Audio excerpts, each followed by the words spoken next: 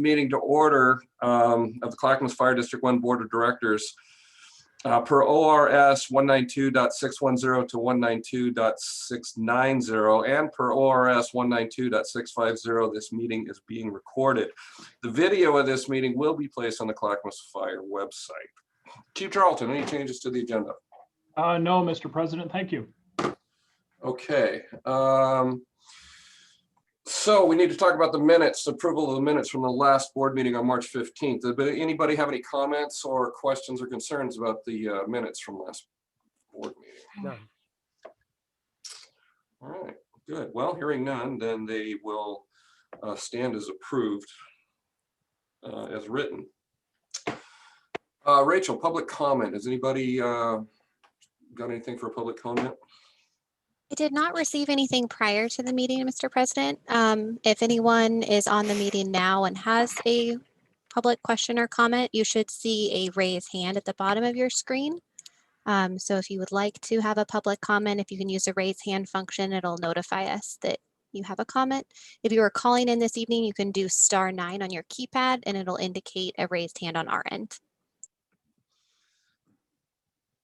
I'll give people 15 or 20 seconds to have that opportunity to figure out where those things are on their phone or computer. Anything, Rachel? No, I do not see anything at this time. Okay. Now we're going to move into some budget committee stuff here. For those that weren't there, a few days ago, we had a meeting where we did some interviews for budget committee members, and we had some people that needed to schedule for tonight. So we decided to allow those 3 members to come and join us tonight to interview with us. So first on the docket, did the board members, did you see the answers to the questions? They all, Rachel forwarded those questions to us. Did everybody get a chance to review those? Yeah. Good. Okay, good. Because we'll probably just do this kind of the same thing we did the other day during the interviews. Is since we already had an opportunity to look at them or read them, we'll just give the folks an opportunity just to share any additions or ask us any questions, I think. So the first on the agenda is going to be Aaron Anderson. So can we bring Mr. Anderson to panel, please? And, Absolutely. So Aaron, what I'll do is I'm going to promote you to a panelist here. So in a moment, you should have the option of mute and unmute at the bottom of your screen, and also a video option if you have one.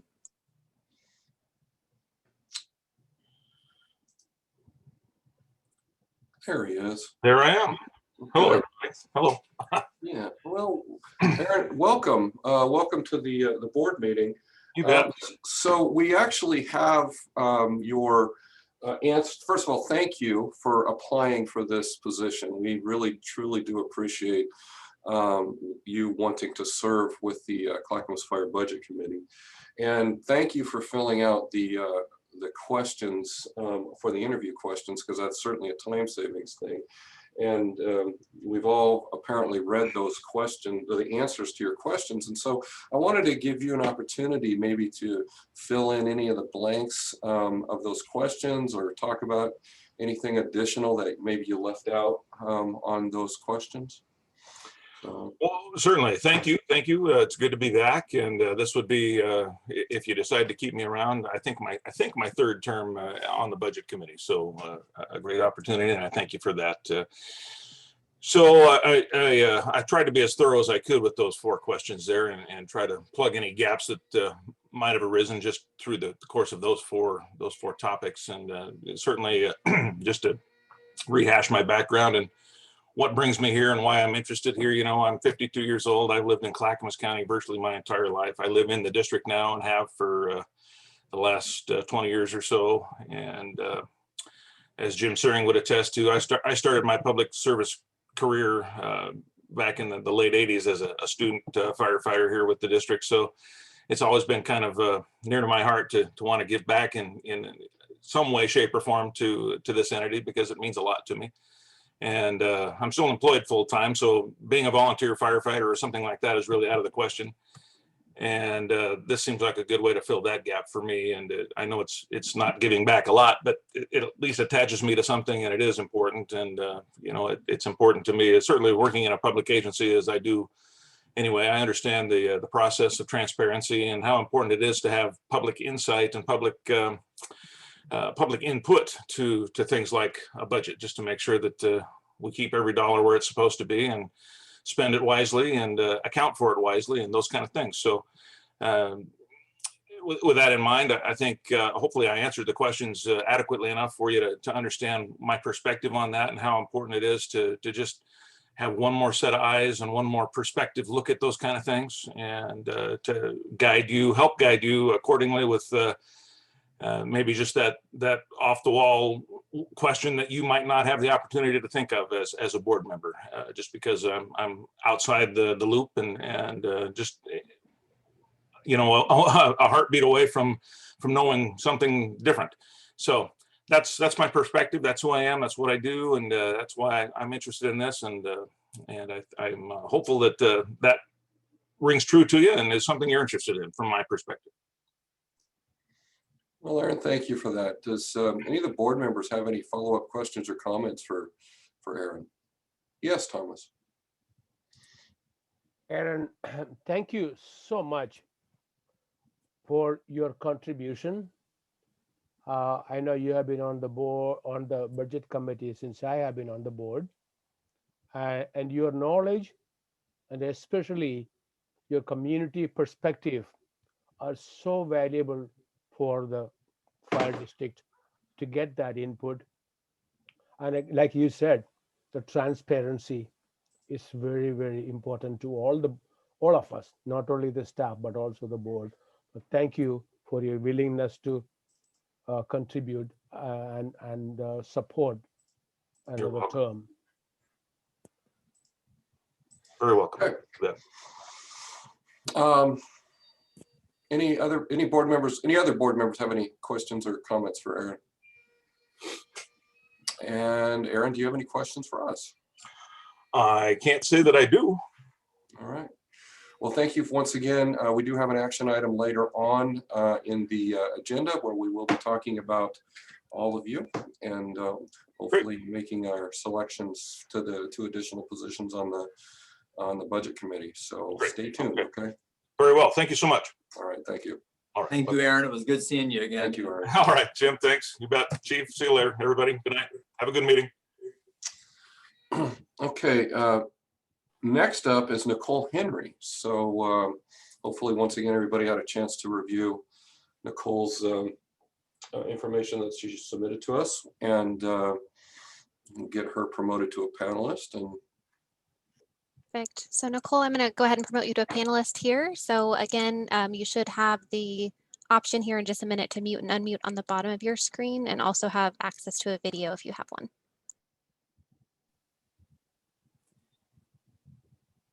oh, there she is. Good. It's working tonight. We like it when things come together. Hi, Nicole. Well, first of all, once again, thank you for applying and want to be on the budget committee this year. Yeah, thanks for having me. Yeah, so we certainly appreciate that. As I kind of noted earlier, we have had an opportunity to review what you submitted to us. We thank you so much for that information. So I want to give you an opportunity to share with us anything that you may have forgotten or any additional comments that you wanted to make that you didn't put on that. So yeah, go ahead.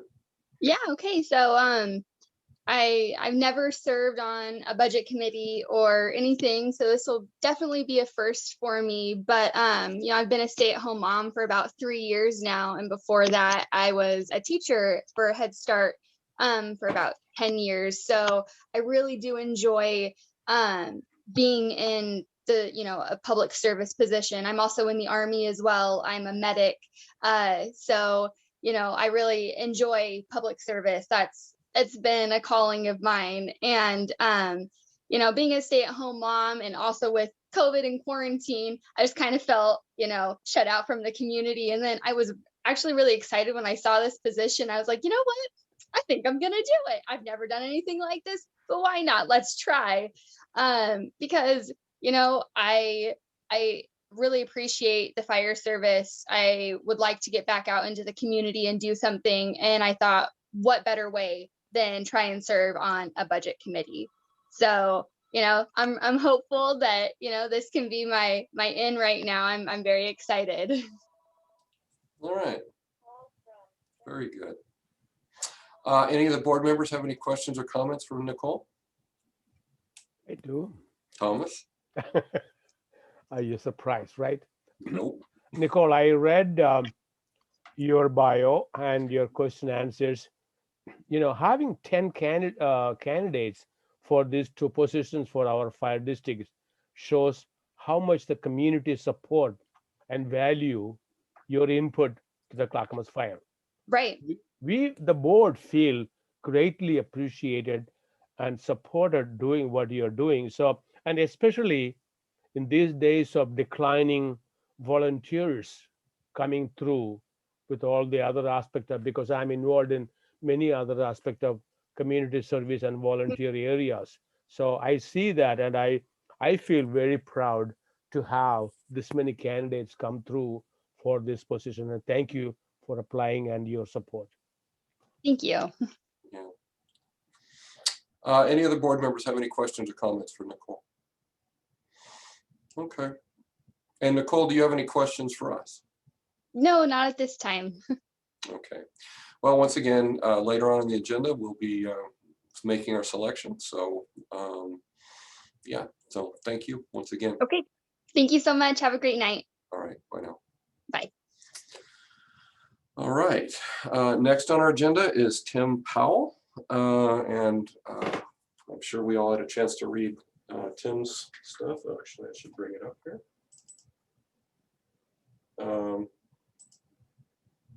Rachel, go ahead and promote Tim to panelist if you would. Perfect, absolutely. So Tim, I'll go ahead and promote you to a panelist. You should have the mute and unmute buttons available now at the bottom of your screen and video. And it looks like that's working. Perfect. Thank you.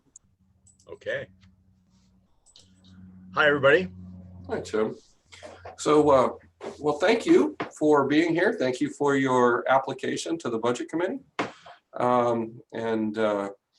Once again, we'll give you an opportunity. We've all read your information that you submitted to us. We appreciate that very much. It makes things go a little bit quicker for the evening. And we just want to give you an opportunity now to share with us anything that you may have left out or any additions that you wanted to make to the questions that we had for you. Well, I probably shouldn't start talking because I could go for hours. So, but I will cover a couple of things. One, I'm retired currently and fully intend to stay that way. So I've got time, and that's the key for me. The last 12 years I've been working and running back and forth. And so it's always been a challenge, but being retired is a great thing. I recommend it to everybody, especially you, Chief. I had some medical difficulties this year, but fortunately I was able to get a new kidney, and now I'm back 100%. So I feel like I'm 20 years old again. So I feel great. And I really appreciate the opportunity to work with the district. I've been interested in fire since I was a city commissioner, and I got to do a couple ride-alongs with the Oregon City Fire Department long ago. And I realized the need for some citizen involvement in budget discussions and discussions at the commission level and with the chiefs. And I found it was very important to get that information from the officer or from the firefighters, and be able to transition that back to the city commission. So I feel like I've really enjoyed that part of it, and really being kind of a just kind of watching over things. So I would love to continue to do so if you all feel that way. And I really don't have any questions other than things that you've asked. I thought it was pretty comprehensive. Okay, well, good enough. Make sure I'm not muted. Okay. So thank you for that, Tim. Any board members have any questions for Tim? Oh, of course I will. Yes, Thomas. Good. Tim, Yes, sir. last time I saw you, you have a longer beard and a new kidney. So good to see you. Thank you. Thank Yes, you. and feel great. Thank you for reapplying, because I know you have contributed. I think you were already on the committee when I joined the board. So thank you for that. You bet. My pleasure. Okay, Tim. Well, thank you very much. And once again, later on in the agenda, we will be talking about you and selecting the 2 members that will be filling in for those 2 vacancies. So Great. thank you. You bet. Well, good luck on your meeting and enjoy. Thank you. Thank you. Okay, next on the agenda is Chief Brandon Paxton is going to talk to us about a life-saving award. Thank you, Mr. President. Good evening, members of the board and the rest on the meeting. It certainly is my honor to be in front of you tonight to present a Citizen Life-Saving Award. This is actually one of the highlights of my job, is to do the research and background and learn about all the great things that are being done in the community. This certainly is no exception. It was brought to us by Lieutenant Craig Bowen, who is a lieutenant at Station 2, and it's an event that took place during the recent ice storms. If you'll bear with me, I'll just read the narrative real quick, and then happy to answer any questions before I turn it over to Chief Charlton to present the award. And if we can, Rachel, can we invite Sydney Dunkel to be a panelist if she's on the call? Yes, absolutely. And I just And there did. Oh, she there is. she is. Wonderful. Thank you. Perfect. So as I go through the narrative, Sydney's on with her family. Thank you so much for joining us. Allow me to describe the events. So during the snow and ice storms, Milwaukee resident Sydney Gumbel found herself home with her young daughter and without power. While sitting together on the couch in their living room, Sydney heard a loud noise, which she stated was the large tree in their yard falling down. Sydney instinctively and without hesitation grabbed her daughter and sought refuge on the floor next to the couch. Just as they had positioned themselves on the floor, the large tree came crashing down, collapsing much of the roof structure down into the living room and onto the both of them.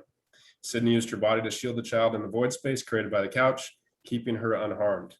Unable to self-extricate, Sydney was able to call 911 and wait for the crew from engine 302 to arrive and get them both out. And with that, that's the narrative. And Lieutenant Craig Bowen, who was the first arriving company officer and the person who submitted this award, he stated Sydney performed an incredible action and walked through it with composure and humility. Chief Charlton.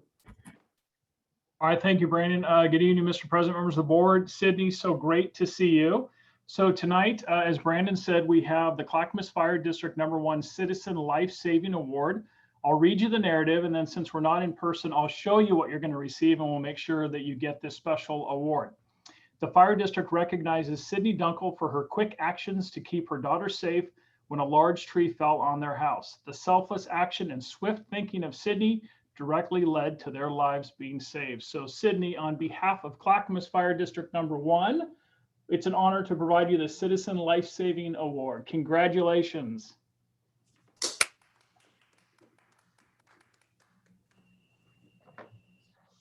Thank you very, very much. I'm incredibly humbled to be receiving this, and kind of feel like when you're a parent, that's what you sign up for, and that any parent would have done the same thing. And so I'm blown away that I'm being recognized for doing that. And I thank you all very, very much. On work, Sydney. Good job. Thank you. Congratulations. Thank you so much. And this is Charlie. She was the one that was home. You say hi. Hi. Thank you all very much. And I hope you have a great evening. That's Thank you, awesome. Sydney, and thank you, Lieutenant Bowen, for taking the time to make the submission. And Brandon, that's awesome. That's good stuff, man. Thank you for doing that. Thank you for doing that at a board meeting. That's it's always great to see and hear stuff like that. So, well, okay. Annual wellness update is up next for Heather. Hi, Heather. Hello, good evening, everyone. President Cross, members of the board. I'm here to give you my annual wellness program update and what a year it has been.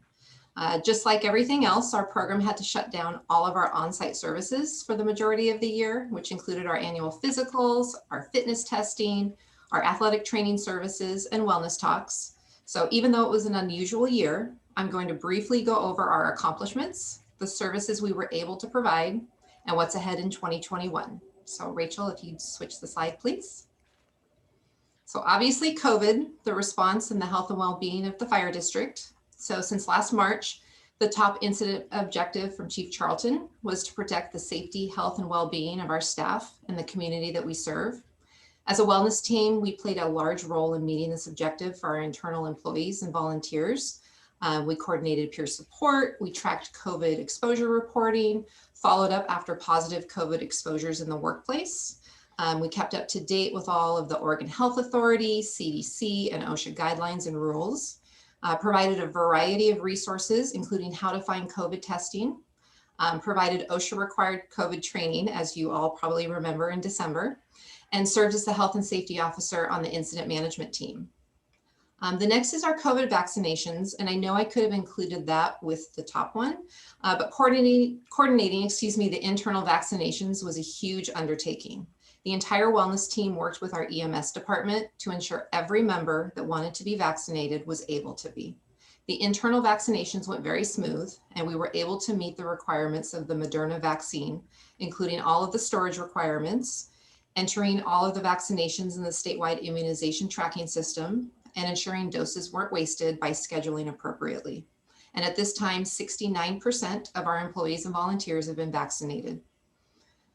We had 100% compliance with our medical and respirator clearances. So all of our career firefighters and our suppression and support volunteers received their annual medical and respirator clearances last year.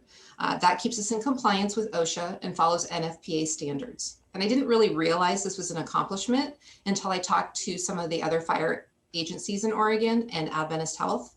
A lot of the other agencies had to forego their annual medical clearances due to the pandemic. And OSHA even came out and with a memo that said they wouldn't fine anyone who didn't meet the requirements during the pandemic. So at Clackamas, we happen to have all of our career and the majority of our volunteers in-house pre-physicals completed before the shutdown. And also 72% of our career firefighters had completed their physicals at Adventist prior to the shutdown. So for the career firefighters who were not able to do a face-to-face physical, we sent their testing up to Adventist, and the doctor did an interim review. This review is the same thing we do with all of our 20 and 30-year-olds who don't get a face-to-face physical due to age.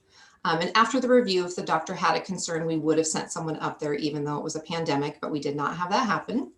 And then with our volunteers, all of their results were sent up to Adventist for an interim review because we had physicals scheduled for April, and obviously that didn't happen. Last year, when I talked to you in April, we were just getting ready to move offices for the training into the training offices. So as you remember, the training center was remodeled and the training staff left the building that we're currently in, and it's now the health and wellness building. So that's the picture on this slide is just our front door. You notice we got training off there right away and it says health and wellness. We own it now, it's ours. But it's been really exciting because we've been able to take over the whole building, and downstairs is where we do all of our testing. So especially with COVID times, it's been nice to separate the testing with everything else once we were able to do the testing again. And then each staff member has their own office, which has been essential with all the Zoom and Microsoft Team meetings. And so we were physically able to come back to work in July of 2020 because we weren't sharing offices anymore. And we also hired a new medical assistant in July 2020. We were supposed to hire earlier, but obviously with the pandemic. Our new medical assistant is Ellen Schachtel. She came from Providence, Willamette Falls Emergency Department with over 4 years experience. So now we have Corinne and Ellen as our medical assistants, and they are able to conduct all of the pre-physical testing themselves, which leaves Alicia and me to focus on other parts of our program. Ellen also provides much needed administrative support to our entire program. And just reminding you, because I'd like to give you stats, by doing the pre-physical testing in-house, we save an average of $160,000 per year on what we would pay Adventist Health to do the same services. This year, due to the pandemic and having to send all of our new hires through Adventist for the testing we would normally do in-house, we still saved $134,000. All right, next slide, please. So this slide shows a recap and a comparison of the main services that wellness staff offers to our members. So I'll just go through each one just really quickly. So as you can see, we were down on pre-physical testing due to the closure of our offices from April to August, and then again in December when we went back into a statewide freeze. We didn't get to complete fitness testing. So this is the first year since the year 2000 that we didn't do annual fitness testing. For anyone besides, we had 2 recruit academies that we did fitness testing on. Alicia and I did the testing in our warehouse, and we wore full PPE to conduct the testing. We lost our athletic trainer in April 2020. The position was half-time, and he found a full-time position elsewhere with benefits. And we didn't refill the position due to COVID. So the estimated cost savings that you see for the current time was only for his last month here. And if you remember, we estimate based off the modalities that the athletic trainer was doing, based off of Medicare reimbursement rates. We were able to start doing on-site wellness presentations this last month, so in March of 2021, but we hadn't done them for an entire year. And that's kind of the premise of our program, is doing on-site services. So this has been a difficult year for us. As you can see, our health requests have gone up quite a bit. This was partially due to COVID and partially due to me actually tracking all the health insurance and injury assistance requests that I receive each year. Our peer support documented interventions went up as well, quite a bit. This was to be expected. This was a difficult year. We have 38 trained peer supporters that are doing a great job, and they take care of their peers. And then the pandemic didn't stop outside agencies from requesting information. The highest requests we received this last year were on our peer support program, how we conduct our NFPA 1582 physicals, and information on COVID, both testing and exposure reporting. And next slide, please.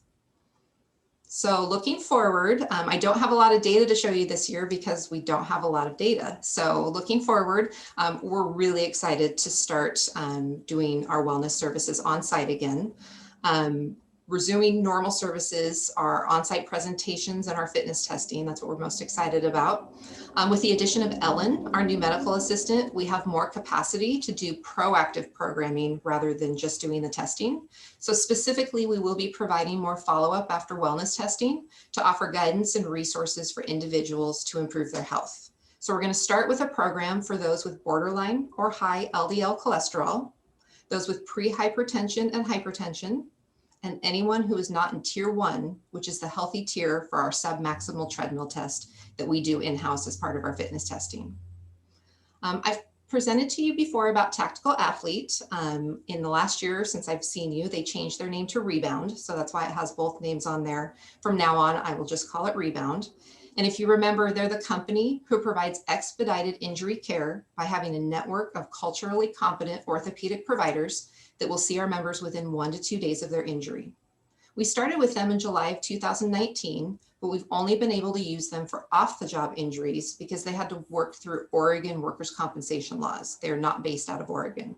Since my last update last April, Tactical Athlete, or I told you they changed their name, and as of February of this year, they are available 24/7 for all on-the-job injuries. Yay, we're really excited, to all of our members, including our volunteers, and all off-the-job injuries to our employees and their family members. This is a great resource to get our firefighters back to work faster, reduce replacement costs when they're off, and have our firefighters diagnosed properly right away. From April 2020 to March 2021, Rebound helped 2 on-duty firefighter injuries, 19 off-duty firefighter injuries, and 3 family member injuries. And next year, I'm looking forward to presenting the data on the effectiveness of this program. Last year, I also talked about the fact that Wellness had purchased an electronic medical record software system. It houses our pre-physical testing and immunization record system in an electronic HIPAA-compliant format. We were hoping the system would go live 2020. Again, COVID hit, and so it slowed down the process from the vendor side. We had to wait a few months before we were able to get up and running. So we're actually just starting to enter our records into the system. But with this software, the end user will be able to access all of their medical records, lab work, immunizations, all of that without having to contact Wellness. So we are eager to get that piece up and running, and we're hoping to do that in the next few months. And then the last piece is, like I told you, due to COVID, we did not fill the budgeted athletic trainer position. We're finally ready to fill this position again, and that position diagnoses and rehabilitates our injured employees and volunteers before they need to go to the doctor. So we have rebound when an employee needs to seek medical attention, but not all injuries need medical attention. So the athletic trainer can provide immediate rehabilitation services on site. Since the athletic trainer position has been vacant, we've seen an average of $9,000 more per month in our musculoskeletal insurance claims, and our SAFE data has shown a 15% increase in time loss sprain strain claims. So we will be filling that position again that we had. It's staying in the budget. And we are confident that adding this position back will reduce healthcare costs, workers' compensation costs, overtime costs, and reduce the risk of re-injury to our members. And that is my update. I think it's the shortest update you've ever gotten. I appreciate your time, and I'm always happy to answer any questions that you have. Okay, first of all, I had to switch microphones. So can everybody hear me okay? Sure. Okay. Good. Yeah. Okay, Marilyn, you have questions or comments for Heather? Yeah, Heather, I want to reiterate what a great job you and your staff did for the COVID display. First, the educational component, which you gave us a couple months ago, and then with the vaccination clinic itself. I thought it went amazingly smoothly and put to shame all other governmental agencies on it.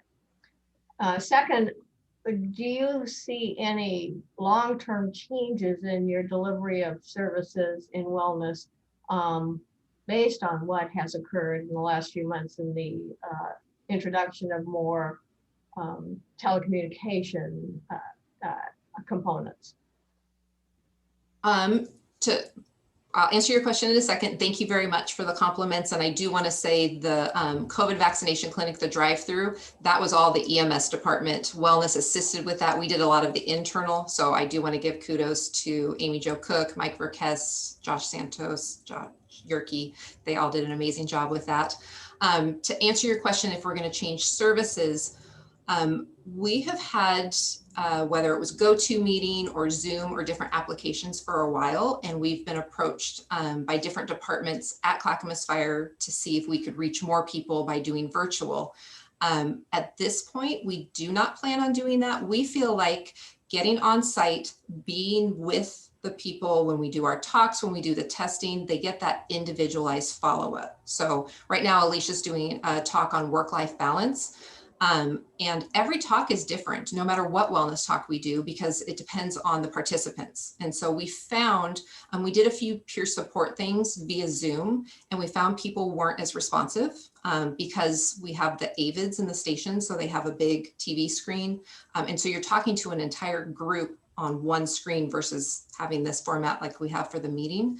And we just didn't get the feedback, and we didn't have the personalized experience that we do when we go on site. So we're fine masking up if that's what we're going to need to do for a while, but we really do feel like that personalized on-site service is what sets us apart from other wellness programs, specifically fire department wellness programs. Okay, thank you. Thomas? You didn't see me in my hand.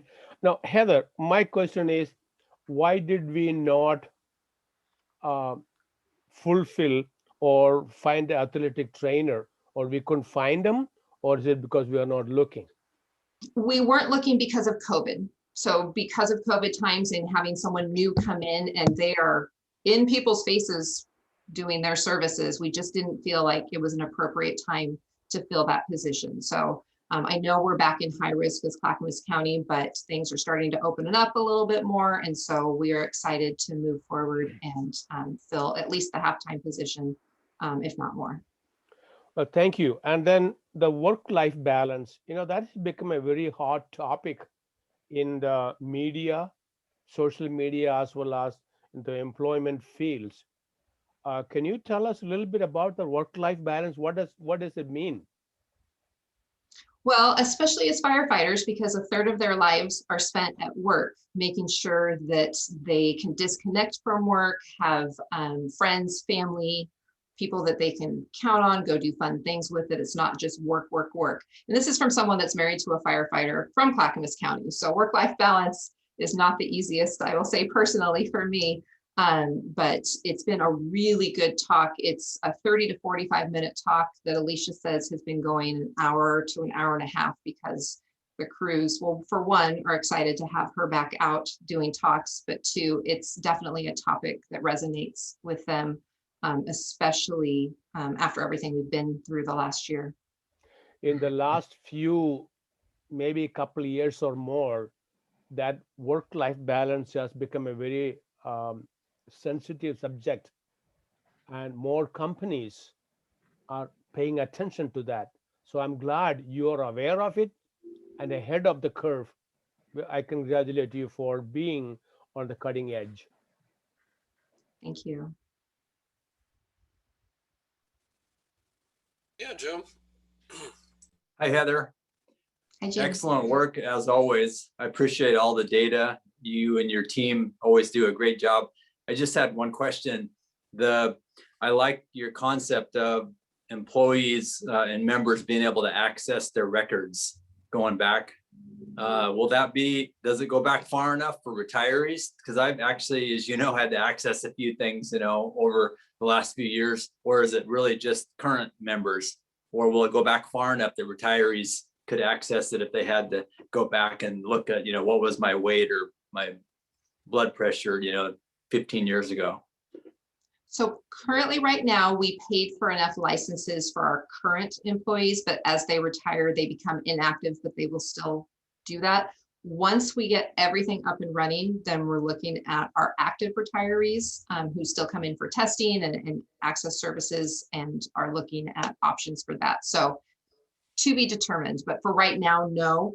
But we're hoping that we can get there with that. Okay, thank you. But you can always call us, you know that. Oh yeah, thanks. Okay. Any other board members have any questions or comments for Heather? All right, great. Heather, thank you so much. Great job as usual. All right. Next, we have a presentation after action report from the wildland fires. Wildland fire after action report from Greg Ramirez. Good evening, President Cross, members of the board. We don't need to revisit how just devastating the fires of 2020 were. We're all familiar with the statistics now and the amount of damage that was done. But we would be remiss not to go through a formal after action review process to glean those lessons learned, look at what we did well, look at where our areas of needed improvement are, and then take some serious action to fill those gaps. So I'd like to applaud the fire chief for being aggressive in this area. He contracted with a, next slide, please. I'm sorry. I was trying to control the slides myself. He contracted with two gentlemen from the Western Fire Chiefs Association to conduct our review. So having that outside look at our processes, our procedures, I think was vital to this process.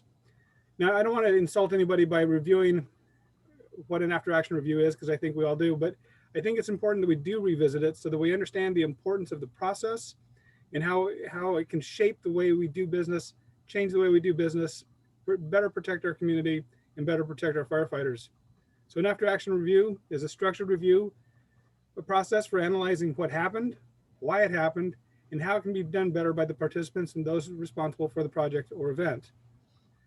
So the chiefs provided the district leadership with a detailed report which identified our successes and offered suggestions for addressing areas of needed improvement. They felt that most after action reviews really focus on those areas of needed growth, failures, things of that nature. They wanted to start the process by reminding us of our successes. They listed a number of them for us, but I think the most important one is on the next slide, please. I think this speaks really volumes to this organization and to the teamwork and the esprit de corps. Everyone's all in attitude and personal sacrifice to get the job done. I think that really people showed great resilience, great sense of teamwork. And in that spirit, I want to highlight two departments that really stepped forward. And in our internal after action review, many of their peers wanted to make sure that their efforts were recognized. and that's fleet and logistics. So we had some great successes. So going forward though, we want to look at those areas where we can improve. So let's go to the next slide, please. The fire chiefs from the Western Chiefs Association structured those areas of needed improvement into 3 broad categories. Restoring landscapes, and there's some fantastic work going on in that arena right now. Carrie Shanklin is working with a project that I think will make huge differences in our communities and protecting people, particularly in those interface areas. Building adapted communities, and then the actual fire response itself. So those are the 3 major categories. And within each one of those, they provided bullet points for those areas of needed improvement that they identified as being critical to our mission. Next slide, please. Greg, Yes, sir. I didn't quite understand what does it mean by restoring landscapes. Could you elaborate a little bit, please? Absolutely, absolutely. So that is creating defensible spaces. So making sure that the areas that around your home, that you decrease fuel load. Oh, things of that okay. nature. Okay, great, thank you. There's some real exciting work going on. Carrie Shanklin has pointed on a good deal of that. And there's going to be some really, I think, some good work coming from her area that I know will certainly make a difference for those people, again, particularly living in the interface areas. So the chief's tasking to his key leaders are these: designate the priority for each topic to be addressed. So each one of the bullet points, first, we're going to look at what sense of urgency that we need to lend to it. And we're going to be addressing projects over the next 1 to 5 year periods. So certain projects will be immediate and acute, be handled within the next year. Others more moderate approach and will be handled within 3 years. And then those long-term organizational changes that we'll look at addressing over the next 5 year period.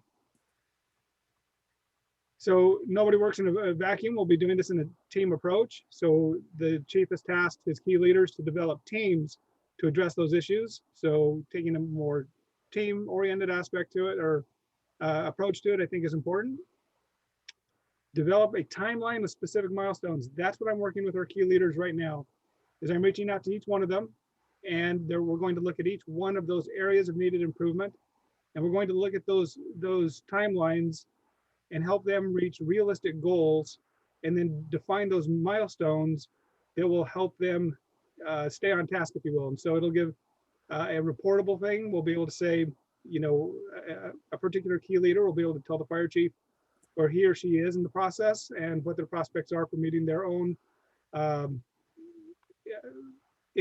do I say, their own imposed timelines. So we also want to look at the budget implications. I think that's really important, that we any fix, any solution that we come up with is fiscally sound and smart, and that we really analyze those things and how it impacts the way it affects our budget. We're going to look at areas of needed change in our strategic business plan, and that some of those have already been done. So we've already been really proactive in leaning forward in looking at those things that will be the changes to the way we do business, and making sure that those are reflected in our strategic business plan. And lastly, exercise and evaluate new tactics, policies, procedures, et cetera. So once we've identified that we need to do meet the mission in a different way, or we need to employ different tactics or different policies and procedures, then it'll be incumbent upon us to test those by exercising them. And we're working right now on a exercise calendar, which will be starting with a tabletop exercise, functional exercise, and then culminating in a full-scale exercise for the Cascadia Rising event in 2022. The numbers 5 and 6 were areas that we identified internally as areas of needed growth for ourselves. But the rest, again, were from the outside contractors, which again, I think is really important for people from the outside to help us see things that we're too close to, that we might miss just being so close to the process. Next slide, please.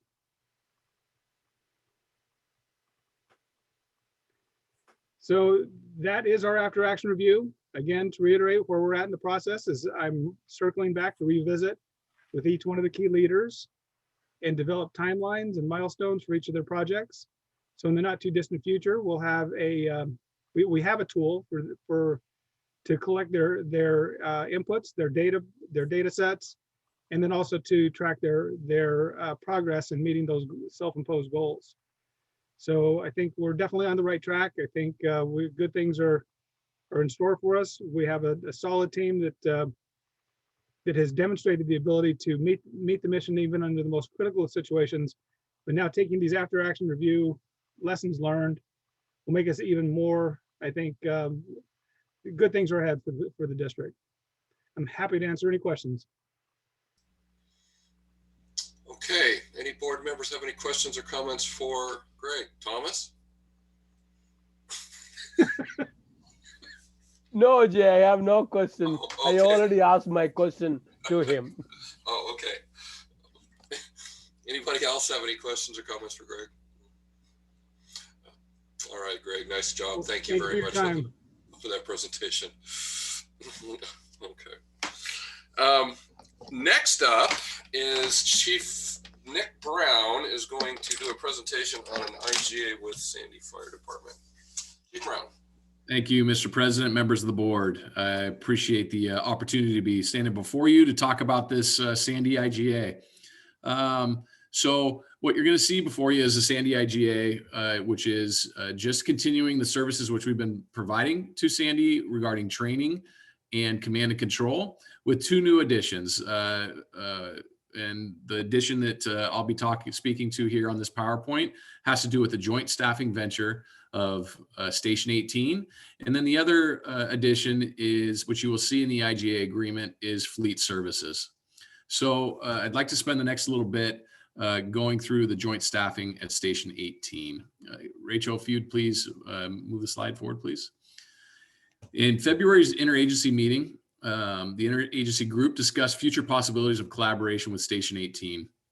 After that meeting, Chief Snyder, DC McKinnon, set up a meeting with myself and Division Chief Yerke to start discussing what that would look like. Out of that meeting, our why was established. We think it's super important to have a why behind we do any sort of joint venture. Currently, both departments have problems achieving effective response force, and an effective response force is based on NFPA 1720, and that's the adequate amount of personnel that responds to various incidents within the industry time standards in the East. Response reliability with the effective response force in Sandy and in the community of Eagle Creek needs improvement.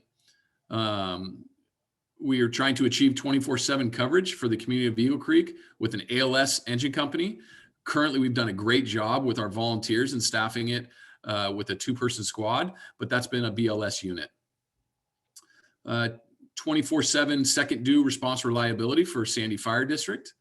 Expand Station 18's coverage area to utilize AVL, which improves response times into Sandy and into portions of Station 14's area in Boring.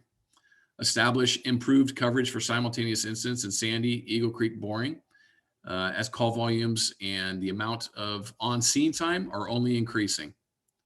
Improve effective response force to limit community risk with regional approach. And last but not least is to limit the impact of both departments with the uncertainty of Estacada's response matrix, meaning what level of response they're going to have, if it's going to be an ALS 3-person engine company, or what that response matrix looks like. Next slide, please.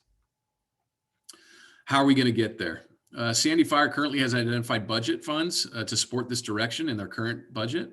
And Clackamas Fire, with the contract for service ending with Estacada Fire, has adequate personnel to support the direction. Next slide, please. So as we click on that first, the area map picture.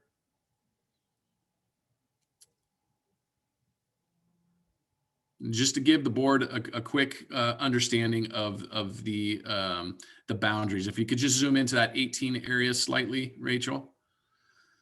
Okay, so that where Station 18 is nestled into is right up there on the border of Sandy Fire and right about the middle of where Estacada Fire's border will be effective July 1st. Okay, thank you so much. Can we go to the 2020 response calls? Now, as we did an analysis of the last few years, there's been some consistencies with the call volumes. And so we just decided to keep the 2020 map up. But as you look at this, you'll see the purple triangles. If you could zoom into the 18s area and 14s. Scroll over just a little bit. Perfect. Thank you so much, Rachel. So if you look at the 329 and Highway 26, that's every call that Sandy Fire came into Station 14's area. And if you look around the Judd Road and Station 18 planning zone area, those are all the calls that Sandy Fire came into Clackamas Fire District. Conversely, if you look at the squares and the triangles that are blue, those are all the areas that Clackamas Fire responded into Sandy Fire for second due calls. If you could go to the next slide, please, or not next slide, the next, the combined picture. What this is just going to show basically is 2019 and 2020 calls, which basically shows the same exact thing that you saw in the 2020 map. If you could just zoom in slightly, try to grasp all, there we go, perfect. So as you look at the dense population of calls, you see in the Station 18 area, as well as the south part of Station 14, in the western part of Sandy Fire, and then the northern part of Estacada Fire's boundaries. Is there any questions on that map as we see it? That's just really a dot of the last 2 years of maps of call volume in those areas. So Chief Brown, I have a couple of questions. One, when you say second due, yes, you mean the second due apparatus on a multi-company response, or do you mean second due as the only responder going to a call that Sandy wasn't available to go to? All the above, President Cross. So we didn't differentiate in these maps, in this data showing the difference between a fire call or an MVA versus the units of Station 14 or Station 18 responding into Sandy by themselves as the solo unit because Sandy was already on a call, or vice versa, them coming to our aid. We wanted to just show exactly the density and the amount of calls that were in the areas. We have that data, but I did not include that in here in this. So it's a mixture of both, to answer your question. It has both. Each one of these calls it has both. And does this data just responses, or is this responses and arrivals? Response and arrivals. Okay. Is there any other questions before I move on? And I'm sorry, I'm there we go, Marilyn. Yeah, Nick, I just want to clarify what you just said, so make sure I was listening. All these dots represent our responses, and it doesn't tell us a thing about who's doing what. Yeah, right here is just this right here is specifically the calls that we responded to, that were responded in that area. So if you'll look at Station 18, some of those were actually Sandy Fire, some were Clackamas Fire. The previous map broke it into which unit. So the point of this map and the data that this map is showing is what I'm trying to show is the density of responses in this east region, which if you kind of reflect back to 5 to 7 years ago, there's been a dramatic increase in the amount of run volume in these areas, and with that is also the time on scene. So the purpose of this specific slide is just to show you the amount of actual responses that our east companies are responding to. Thank you. Thank you very much. Nick. Hey, Jim.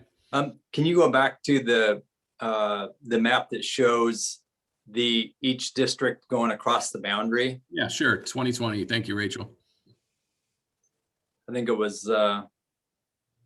Yeah, it's going to be right here.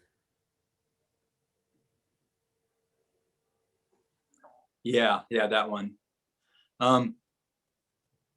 That's an amazing map. We see these mutual aid reports every month, and we see the numbers, but it's good to look on a map and you see it for real. All those purple triangles are Sandy going into our district, correct? Correct. And they're all over, a whole bunch in Eagle Creek, a whole bunch in the east of Boring, even some in downtown Boring. And then the blue boxes are when we go into Sandy, correct? That's correct. The blue box, and then there's the light blue triangle. Those are the two that we are us. Engine 18 is the light blue triangle, and the square box is engine 314. Okay, so to me, when I I view had it this backwards. map, I had it backwards. Sorry about that. yeah, the blue is engine 18. Yes, yes. And when I view this map, it's so obvious right here how, because the fact that engine 18 is right on the border of Sandy, and really Sandy and Boring are about the similar distance from the border, this map really shows how this makes a lot of sense. We're covering each other's calls multiple times and almost looks just, we're probably slightly ahead, but it really does make a lot of sense. So I appreciate all of these maps. Actually, your data is exceptional. I said at our committee meeting, I've never seen the data presented like this. You guys really did a good job in all of these. So I just want to thank you for that. But thank you, Director Staring. I want to make that comment about data, but as we get a couple slides down, I don't mean that. I get excited about data, but what I'm saying is that there's the couple slides as we progress down that really show how this is going to benefit the region is pretty spectacular. Marilyn, you had your hand raised. Yeah, I had a question on this particular exhibit. The key says that in Sandy engine calls in district are 2218. Is that their district or our district or all districts? That's their district. San Jacinto calls out of district. So the 272 calls in 2020 were the Sandy's responses to either engine 314 or engine 318's planning zones. The engine 314 218 calls and the engine 318 90 calls is how many times we responded into Sandy's area. Thank you. And that, I appreciate that, Nick, to the engine 318, but I'd have to guess, and I'm making an assumption here, since engine 318 is only staffed 40 hours a week and the volunteers are in the rest of it, there's probably more calls for service. It's just going to get the brush unit with the volunteers versus engine 318. Am I somewhere correct with that assumption? It's this, to be the squad. There are a couple responses there, but so often, yes, there is. That's 100% true. Yes. So that number is actually probably low on the correct. The engine calls for service, that number 90. Yes, sir. Okay. Yes, sir. Okay. Cool. The purpose of this was we were looking at fire engines but totally understand. I just want to make sure that everybody's clear on what they're looking at here when it comes to those numbers. That station is not currently staffed 24/7. So. Yes, sir. Thank you. Okay, if we could look at closest station analysis, Eagle Creek and Sandy, with engine 318 staffed. What this map is going to show you is with station 318, basically where they respond quickest to, with it being staffed. So if you look at engine 314, it really starts to creep up into that Tickle Creek area, the south side of Amsiger. And then if you notice, it creeps into that 362 Drive area in Sandy. And if you look further south into the Estacada Fire area over by George Road, engine 318 is actually the quickest unit into that area as well.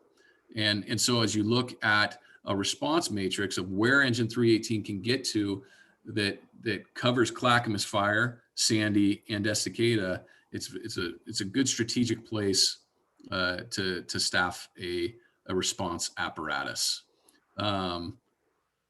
Is there any questions with this map? Perfect. Thank you so much. We'll move on to the next one. So with engine 318 not staffed, this is where you start seeing Sandy Fire having to come into station 18's area is almost in the core of 18's is the first due apparatus. And then if you look on the would be the southern side of stations 18's FMZ and the western half, then Estacada starts to come in, and engine 330 would be the quickest response into the Clackamas Fire District area. And then engine 314 obviously comes down to that Amsiger area to the north of Station 18's area. So it increases response time hands down to the citizens of Eagle Creek, as well as those areas that I showed you efficiency wise for engine 318. Marilyn. And Nick, when you say not staffed, you mean not at all, or staffed like we're staffing now, or what? Well, not at all staffed. So if the station's not staffed, the issue that we have with our current staffing matrix, Marilyn, is with the squad concept with the volunteers, which is phenomenal, and they're doing an excellent job. I think, as Steve can attest to, there's 29 to 30 nights a month that station is staffed. But anytime they get dispatched to a call, you also are going to grab station 314 with it. So now it's not just, or you're going to grab station 314 or 371 or 330, just depending on where the call is, because it's a BLS unit, not an ALS unit. Thank you. Thank you so much. Okay, Rachel, if we could move to the next slide, please. Okay, so closest second due for Sandy, if we could go to station 18, engine 318 not staffed.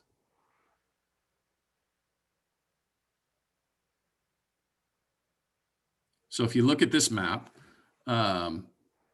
without station 18 staffed, it shows that coming into the Sandy Fire area, where station 14 is truly the closest into Sandy Fire, still into the Clackamas Fire area, you're looking at Estacada is the quickest response.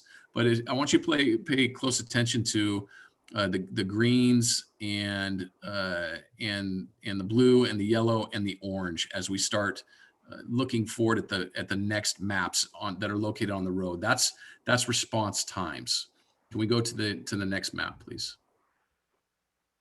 So this is with engine 318 staffed. If you look at the green, look into station 18, that's less than 4-minute response, obviously, to vast majority of station 18's coverage area. You're also looking at anywhere from 4 to 6 minutes at the remaining areas. If you look into the Sandy area, this is what was really unique to me, and I think to Chief Snyder and Chief McKinnon and the interagency committee, is if you look towards that western half of Sandy's coverage area, right around the Highway 211 and the 362, you have less than 4-minute travel into those areas and 4 to 6 minute travel into the core of Sandy with engine 318. And also, as you look down to engine 330, you start seeing response times into that area to where we're having an improved response time regarding a second response rig to the Estacada area as well.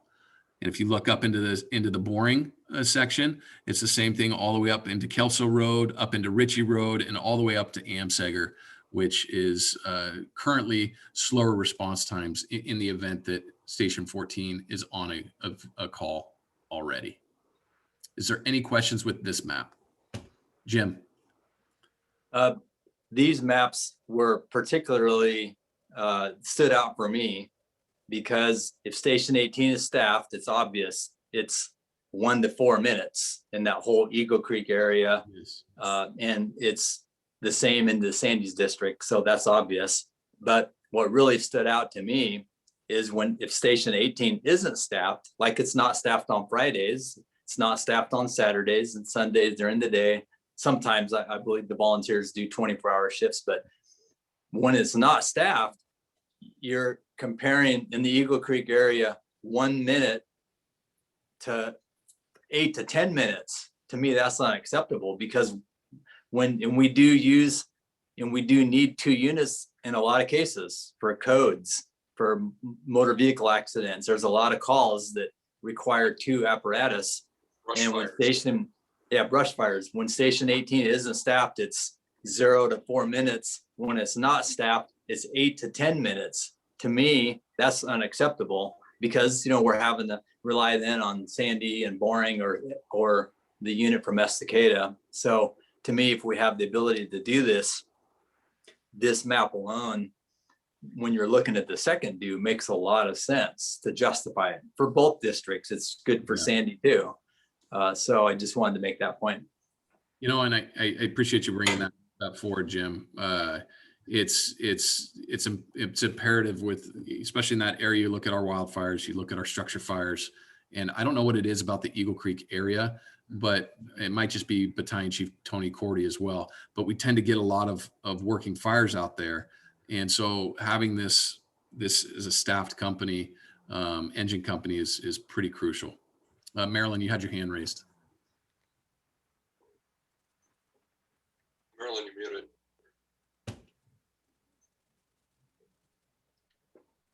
Marilyn, you're muted.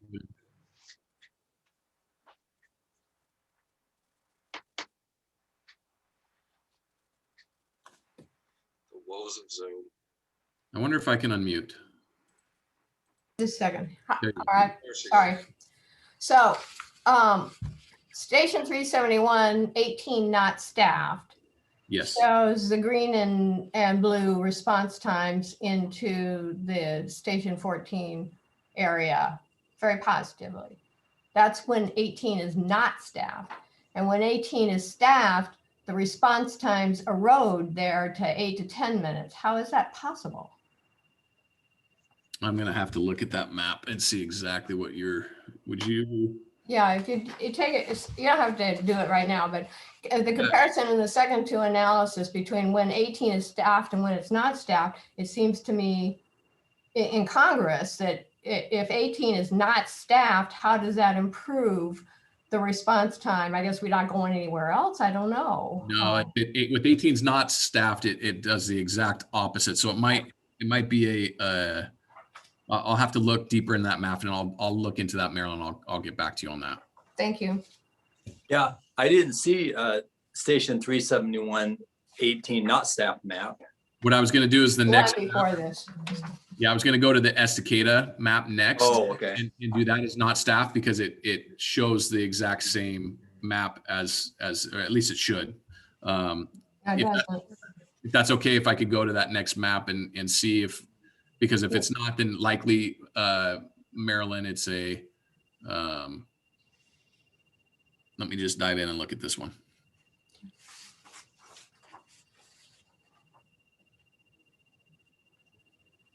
So is that not what you were seeing, Marilyn? Oh, you were seeing Station 14, weren't you?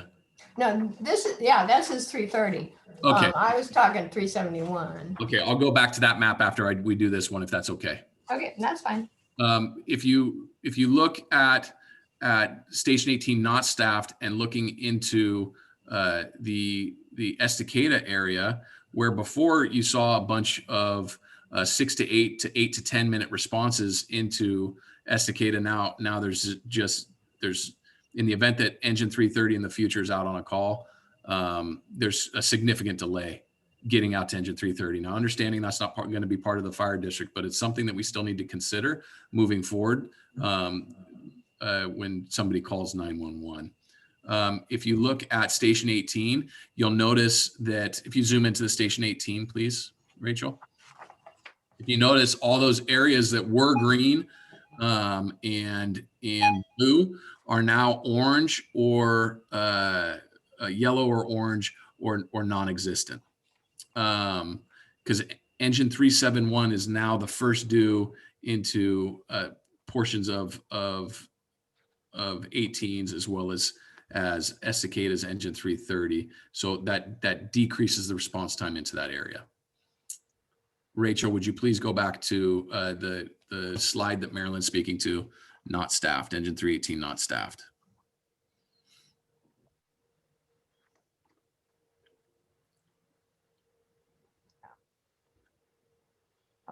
So if you can remember, Marilyn, it's the same type of thing.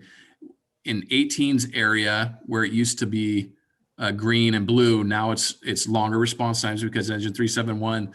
But what is catching in Station 14's area and why it's green is it's actually catching Gresham's engine 376. Okay. And it won't do that when it's staffed? Because if you look at the next one, that area, instead of being green and blue, is gold. I think when we're with Riley with our GIS, we had him focus on for that specific portion, because if you were on the other map, I think further north of 14s was green and gold. Was it not? Am I wrong with that?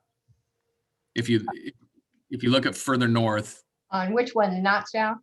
Yeah, the not staffed.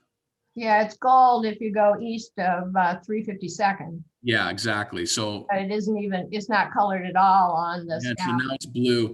My gut is that there's an inject of Gresham's engine 376 on this one. Let me get, I'm almost positive this is because of engine 376 has their response time in that particular map. Okay. But yeah, I'm confused. I cut you off. I cut you off, Marilyn. I'm sorry. I'm just confused that it seems counterintuitive to me, as I said before, that if you don't staff the station and you got green and blue, but if you do staff the station, it goes gold. Seems well, wrong. that makes perfect sense. The maps that we chose to show it was concentrating on the Sandy so the reality of engine 76 with Gresham is there's a 2-minute response delay because of different dispatching systems. And so I think this map right here just shows the fact of them, if they indeed didn't have that 2-minute delay in response because of different cap. That's why, and I didn't catch it on the original. I'm sorry. Okay, no. I'm kind of looking for apples and apples. No, I love it. So the reality of it, not to get in the weeds, but we're going to get in the weeds here for a second, is that Multnomah County's CAD system is, as President Cross can speak to, and Clackamas County's CAD system don't communicate. And so it adds a 2-minute delay. And so when Riley was doing these maps, he didn't take into account the 2-minute delay. Thank you. Rachel, if we could go to the last slide or the next slide, please. Director Searing has a comment. Oh, sorry, Jim. Sorry about that. You're muted, Jim. There we go. I was just going to say the map that shows the NFPA 1720 assembly time improvement. Yes. That actually does go up into the boring area and show the improvement, because it takes into consideration that 14 would be staffed, 18 would be staffed, and 371 would be staffed. So that map actually shows more of the improvement that would happen. And I realized that when they did the GIS maps, they were focusing on 18 and 371 on the staffed, unstaffed. But yeah. And this is where we get into that next piece, Director Searing, that of all the data actually really got, I think, both Sandy Fire and us excited about this. I mean, the data here is great, but the next slide, please. Nope, back there you go. The first arriving improvement. This is what Director Searing is speaking to. This is, each one of these dots are addresses.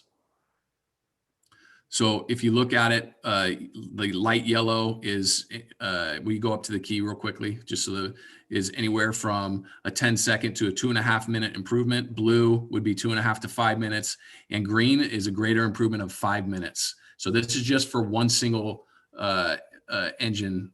So just for Station 18 being staffed. So if you just zoom into that area to show the level of improvement, if you really look, not only Station 18, but you look over at Baker's Ferry Road, which typically Station 12 currently responds to, as well as Station 11.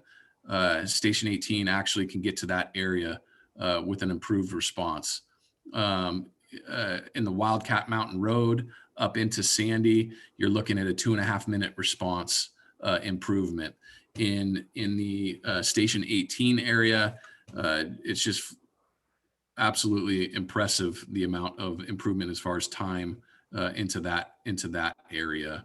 And then obviously, if you look down to the George Road area at Station 333, you see about a 2.5-minute improvement from what it currently sits with Station 18 being staffed. Is there any questions with that single unit response? The next two is where we start getting into that effective response. So we go to company improvement. Now, this is where I want you to imagine somebody having a cardiac arrest and not breathing. And this is what President Cross spoke to and Director Searing. So if you look at, this is 2-company assembly improvement. Again, same colors. Yellow is 10 seconds to 2.5 minutes. Blue is 2.5 to 5. And green is an improvement of 5 minutes. I just want you to pay attention to really, truly the blue, yellow, and green, and look at the improvement that creates to somebody, not only in Clackamas Fire's area, but in Sandy's area and in the area of Estacada. Where all the way up Harding Road, right around the corner from Station 12, it's improving our response to Clackamas Fire, Sandy Fire, as well as Estacada. It's truly a regional approach here with staffing Station 18. Is there any questions with this map? And then the last one's going to be that NFPA 1720 that I was referencing earlier. Can we go to that last map?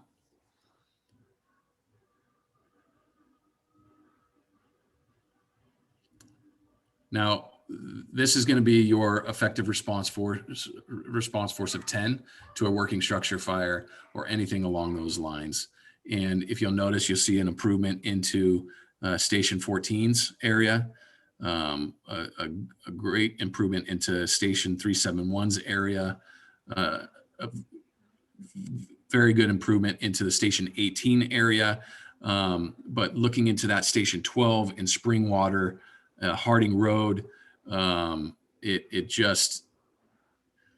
we hit basically 3 FMZs with 18s, 14s, and 12s with Clackamas Fire, that there's an improvement. And then if you add in Sandy and Estacada, we're really getting that effective response force in a lot broader of an area for working structure fires or vehicle heavy extrication calls, anything that's along that line. Or like President Cross spoke to, our wildfires, which with this last week, we're all noticing that that's becoming more of a norm in our area. Is there any questions with this map? Thank you so much. All right, and to close this up and wrap this up, and then just turn a quick piece over to Chief Snyder or Chief McKinnon if they're on. But Rachel, could you go to the next? Options presented to the interagency and Sandy board. We presented Sandy Fire to staff a lieutenant, apparatus operator, and a firefighter, and Clackamas Fire to staff the other 2 shifts was an option. We also gave them the option of Clackamas Fire staff all 3 shifts, and Sandy Fire pays for 1 shift until Sandy Fire can staff or for the duration of the IGA. The recommended from both Sandy Fire and Clackamas Fire, fire chief and operations chiefs, were the Clackamas Fire staff all 3 shifts, and Sandy Fire pay to staff a firefighter, apparatus operator, lieutenant, 1 shift for the first year. After that first year, we would evaluate here in this current coming up year in October to discuss year 2, with year 2 of Sandy Fire looking to staff 1 shift with a firefighter, AO, and lieutenant that they would put on the personnel to do. Would you please give access to Chief Snyder or Chief McKinnon, Rachel, if they're on? Yeah, I'm on. Oh, Okay. perfect.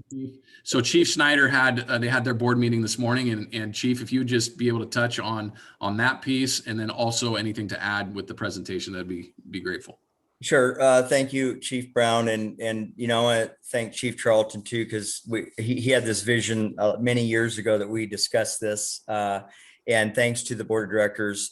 Yes, I'm very happy to say, at least for Sandy Fire, we had a special board meeting this morning, and it was a unanimous vote. And you know, our board had a lot of questions also, and you know, they made us work a little bit, which is good. You know, proving the data. And again, what I see as truly being a equal opportunity, not just for Clackamas or Sandy. I mean, you know, making that station 24/7 would greatly improve the Eagle Creek Community Fire Station, and also our needs as Sandy is growing. As you know, if you look, you're seeing 318 and 314 come more and more to Sandy for our second and third due. this last week it's been pretty amazing how many times reciprocal though it's been in the last week that we will run 318 wasn't on, and we ran for I think it was a code down in Eagle Creek. And then it wasn't 2 minutes later that we had one in our own district that 314 covers. So it's nothing like new the last year or so. I think we've had a great working relationship. And to me, this just puts another layer on kind of backup for us. And when 318 gets pulled away or into your your district, our engine will be there for you. So for us, I mean, we support it very, very much. Again, like you've talked, it greatly improves to meet the 1720 of basically 10 personnel and 10 minutes for I think both areas, which is very important. So yeah, for me, I'm very supportive. And like I said, our board of directors voted unanimous this morning on that. Thank you, Chief Snyder.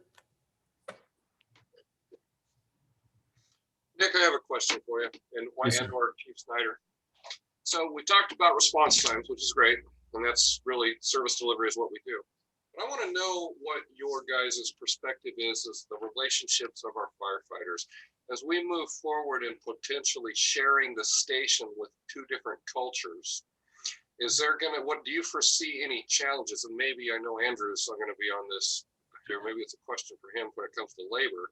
But do you foresee any challenges, first of all, with labor and maybe relationship? Do the Clackamas guys get upset with the Sandy guys for, leaving their rig dirty or not fueling when they should or something like that? Is there going to be opportunities for, firefighters are going to complain about the other shift anyway, but that's just the way they do it. But is there going to be any issues between agencies when it comes to the cultural situations that we might run into moving forward? Can I answer this one, Chief Schneider, and then you chime in with your stance? So we have a history of doing this, President Cross, with Station 7 with boring, and Chief Dieters is on here as well, who could speak to the success of doing that and how the crews integrated and got along really, really well. Currently, with us providing the command and control and training with Sandy Fire, I've heard nothing but positive from the crews, from the battalion chiefs, and from both crews. Chief Snyder, would you speak to your end as far as Sandy Fire's perspective? Yeah, I concur. I think, if we were going into this first up, there probably would be some, but we have a year of basically, at least what we're looking at is you guys doing it first. So it gives it a year, but I concur that, between the training, the BC thing has been, the command and control has been awesome. They come up to our stations, met all of our people, obviously, and very good relation with them. And they trust them. And I have heard good report through your training division, also on even clear down to the volunteer side. So I don't expect Chief Brown to do this, but I took it on to myself to meet with every shift, actually to get every shift in. I met for 4 days straight. And I asked them those opinions for the union. And I have, I think, one out of the whole group that had some different thoughts, but you almost unanimously, they're ready to go with this and back at 100%. And I've contacted our union also. And at this point, not really seeing any issues. I think, as we move in, if we do this, we move to year 2 where we have a group up there. Yeah, sure. There's going to be things that we're going to have to probably chat about, because we all know firefighters, but right now they're in very good positive spirits on this whole integration. Just the working relationship of what this is going to make for both districts. Thank you, Chief. Are you okay, President Cross, if I just ask Shop Steward Gordian, he's on? Absolutely. I would love to hear, because when it comes to the cultural differences between departments, there can be some challenges. There's going to be some great things there, but there can be some challenges there too. I just want to hear what those folks that actually have to work together are going to say, what they think about this. Yeah, I'd echo exactly what Chief Brown and Chief Snyder said. I think that, we at Clackamas have a history of this, and I think that we'd be more than happy, and we're excited to undertake it. Thank you, Andrew. I appreciate that. Okay. Marilyn. You're muted, Marilyn. Okay, I have a question for Chief Snyder. Yes. When you say your board or staff have approved this morning, do you mean that they are in agreement that they will adopt all of our various protocols, which they probably should have already to do the command and control, but the agreement requires that Sandy formally adopt all of those procedures? And is your statement that they have agreed to do that, or they did do that?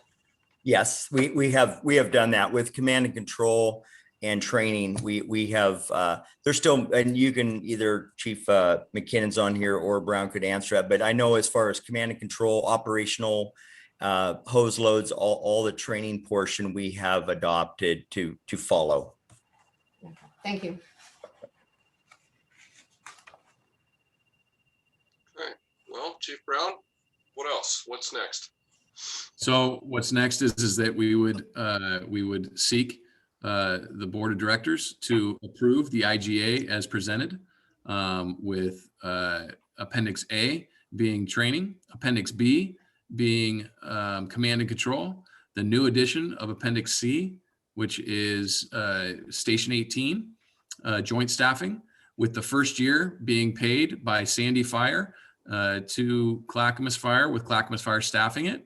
And then looking in October to whether or not we are going to have Sandy Fire do the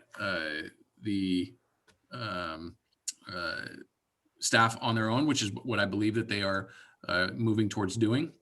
And then with Appendix D, which is the fleet services, that is what I would ask for from the board, with Marilyn having a question, and maybe I stuck my foot in my mouth. I'm just not sure yet. Well, I didn't know we were going to talk about the contract itself. I'm sorry. So explain to me why we have two distinct time frames here. We have a 2-year period for certain modules, and then we have a 5-year period in the same contract for fleet. It seems to me there should be 2 separate agreements. I love that. So we talked in depth about this as an intergovernmental agency, and Chief Carlson's on here. He'll be able to elaborate deeper onto why with Sandy and Clackamas Fire, we felt that the 5-year mark for fleet services was the better fit. Chief Carlson.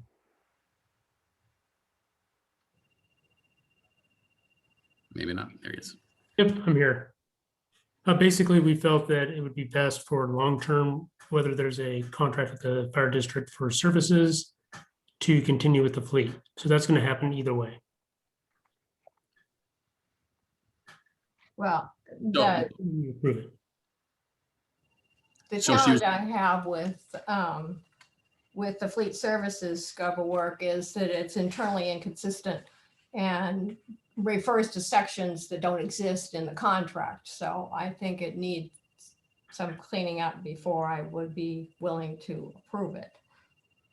We will do that tomorrow morning. Yeah, for example, in Section 2 compensation, it calls Section 2 services and refers to that to a Section 3A and 3B, which don't exist either. So this is not prime time ready. And I'd like to hear from Director Bischoff, if he's available, about workloads and whether we have the capabilities to do this at this time. Is Bill on? Guess not. Yes, I'm on. Here he is. Director Bischoff. Hi, how are you? I'm fine. You? Just peachy. So what say you about workload? As for when it comes to Sandy, it's not a huge workload added on to us, and with the, with losing Estacada at the same time, it's kind of a pretty easy transition. So I'm not terribly concerned about the workload. The first year of working on their stuff might be a little bit more than what we forecast, but that's pretty standard across the board when we take on any new agency.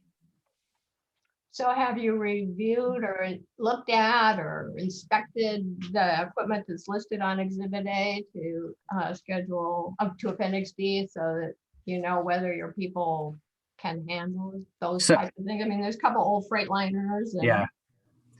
We've seen some of them. I haven't made it up there to actually check out each piece.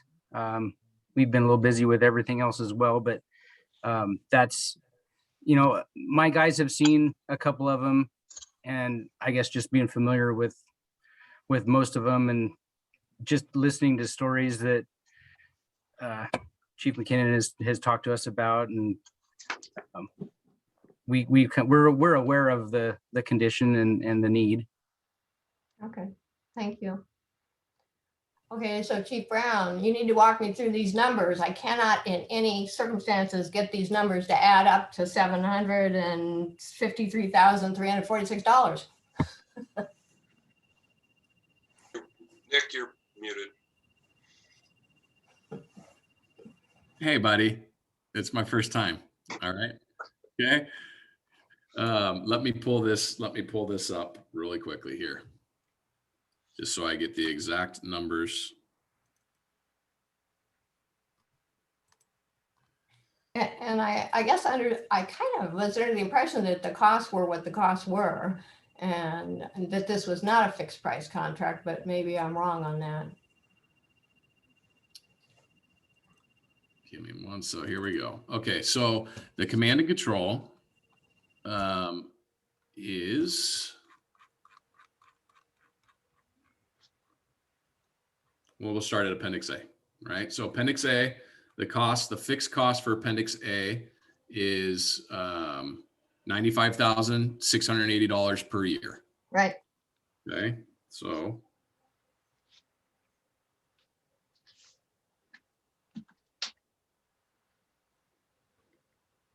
Appendix B, the fixed cost for that would be $96,175. Right. Appendix C is $504,143 plus the 4,308 for the joint staffing for materials and services of the station. Okay. 3.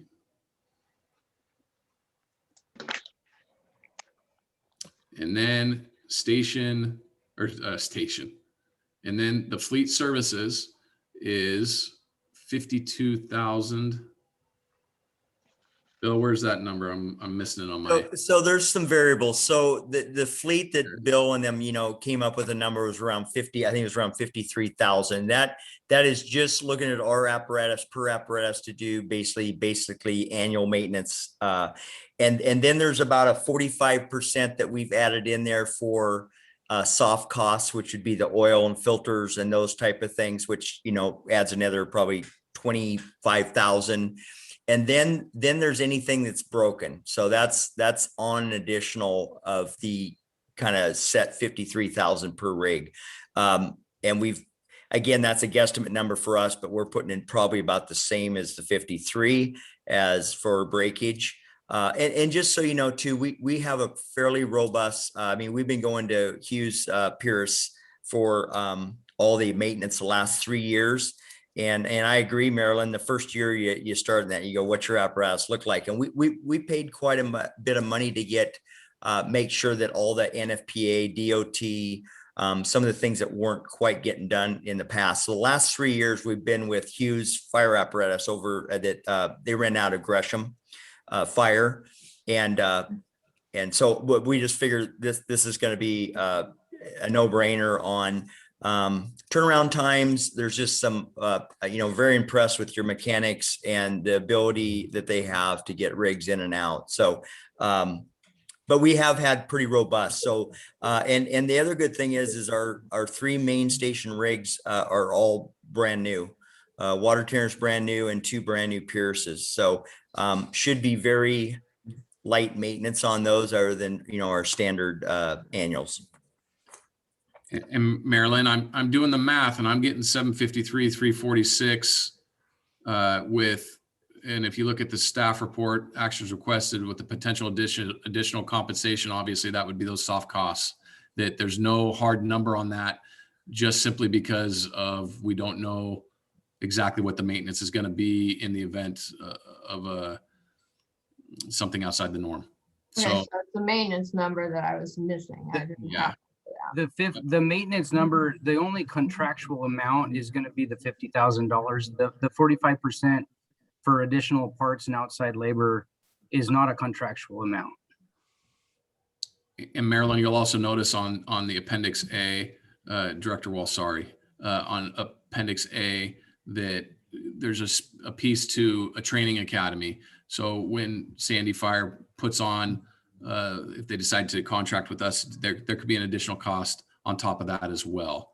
But it's not hard cost because it's to be determined. So that number could increase as stated in the staff report.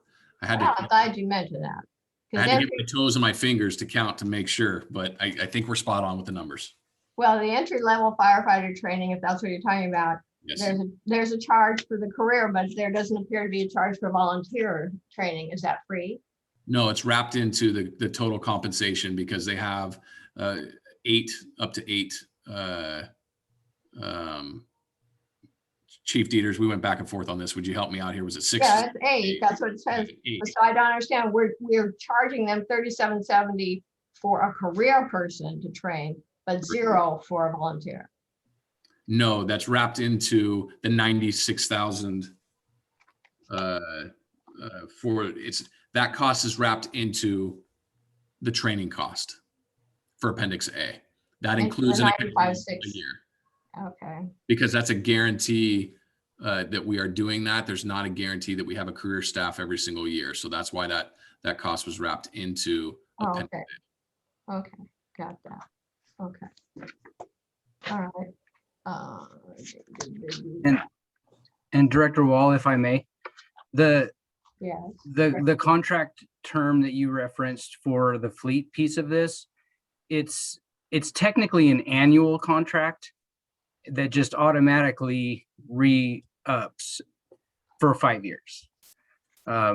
So it's not technically a 5-year contract.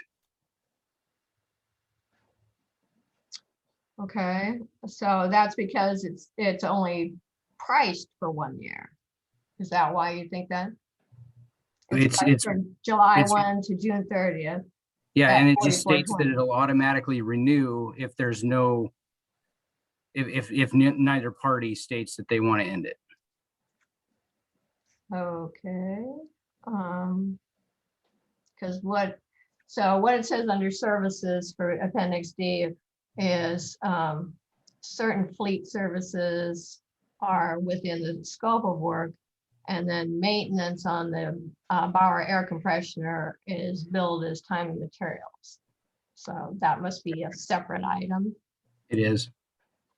Okay, so compensation 2 sub B says, we will invoice Sandy at $44.20 plus time and materials for compressor maintenance. So they're paying time and materials and $4,420. That's a good deal for us. Correct.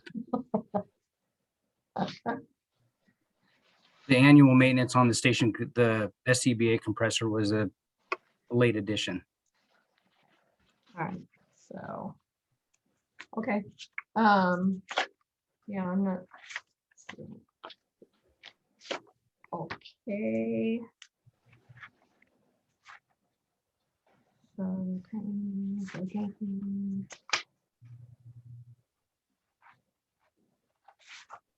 Okay, so Nick, if you would please, Chief Brown, explain to me what this language in 7 is about.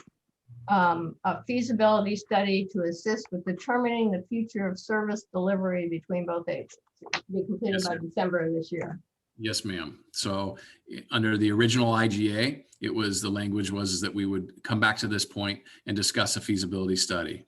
And at the point of the interagency committee, the recommendation from both sides, Sandy Fire and Clackamas Fire, was to look at a feasibility study to see what our level of services are, if there's any future services that could be enhanced through furthering our relationship or not. And what we are looking at is a broader approach to feasibility studies that we've done in the past. We're really emphasizing with Chief Carlson and Chief Yerke have worked on this scope, as well as Chief McKinnon, at looking at the micro and macroeconomics of the areas, ensuring that if there's anywhere that there could be a potential for furthering a relationship. And so we, out of that committee, it was decided that we should move forward with a feasibility study based on the recommendations from last year's IGA that was pushed forward. So at the juncture in which you'll have to start this study, we'll have only been in this full contractor services for 2 or 3 months. And we're going to have it done before we're even 6 months into our new relationship, which is kind of like making the same mistake we've made before. That's a great question. So we haven't, it hasn't been in this relationship for 2 to 3 months. We are a year into this relationship almost. And by the time that this study comes forward, it would be roughly 18 months, because if you remember, we started command and control last year, as well as training. And so that is really where the relationship started as far as Sandy Fire and Clackamas Fire. As far as moving forward in a quick manner like we did before, there's nothing saying that we have to move anything past that point. I think both boards, both committees, and we're looking at and interested in seeing where we currently are sitting, the services we're providing. Does the studies and the data and everything that we are finding make sense? Is there potential for furthering relationship? That's what this is speaking to. Well, why do you need to do a feasibility study? Why can't we both sides sit down like we have to get to this agreement? I don't understand the need for paying money to an outside agency to tell us what we might already know. Well, I think that we know that, Marilyn. I completely agree with you. I think Director Wall that we've done enough of these feasibility studies that we kind of understand the benefits. But I think this is a benefit for the public as well. I think it's a benefit for Sandy Fire. I think it's a benefit for Clackamas Fire, and the fact that we're not going to do the same boilerplate study that we've done in the past. We are looking towards expanding this feasibility study to look at different levels. Like I stated before, the micro macroeconomics, looking into does this continually make sense? What's the progression? What's the urban growth boundary looking like? All of these things that we don't necessarily have all the answers to, that a study will help.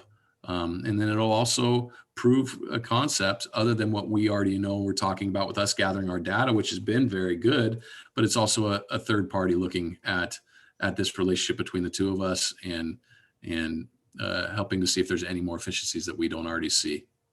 So that's my take on this. Thomas. You know, I was also, when the idea came up about a feasibility study, I was also against it. I spent considerable time with Chief Yerke, and the last 2 meetings that really opened my eyes about why we need to do a study. I understand. And one of the new things that we are bringing into this IGA is working together on Station 18. That is the new thing. And I was really amazed the development in the last, I don't know, 5 years, 10 years or whatever, has created that traffic and the flow of the service to the community. So that's why after the last 2 IGA meetings, I'm also in support of doing the feasibility study, even though it's another waste. I mean, it's not waste, but it is spending more money from our district. Jim? In regards to the feasibility study, Chief Brown mentioned it was in the agreement that we all agreed and signed last year. It stated that we must talk about a feasibility study by January, which we did. It was assigned to the committee. And, you know, just like we've been through this many, many times before, when IGAs and contracts get too complicated and we start adding a lot of services, the feasibility study makes more and more sense to do at that point in time. We learned that with boring, we learned that with data. And I think especially with joint staffing, when we're actually gonna be in the same building and possibly, or even Sandy's just paying, but the joint staffing, I think it adds that element of there's no reason why, since Sandy requested this too. So since Sandy requested, let's do a study, to me, it really makes sense. And when we've been asked to do it and we're entering into even a more complicated level of intergovernmental agreements, that it just makes more and more sense to do a full, and if we're going to do a study, we went through that debate several times. If we're going to do a study, you want to do a full study that looks at everything, including potential legal integration in the future, because you want to know that as part of the overall analysis. But just globally, I just wanted to thank the chief groups.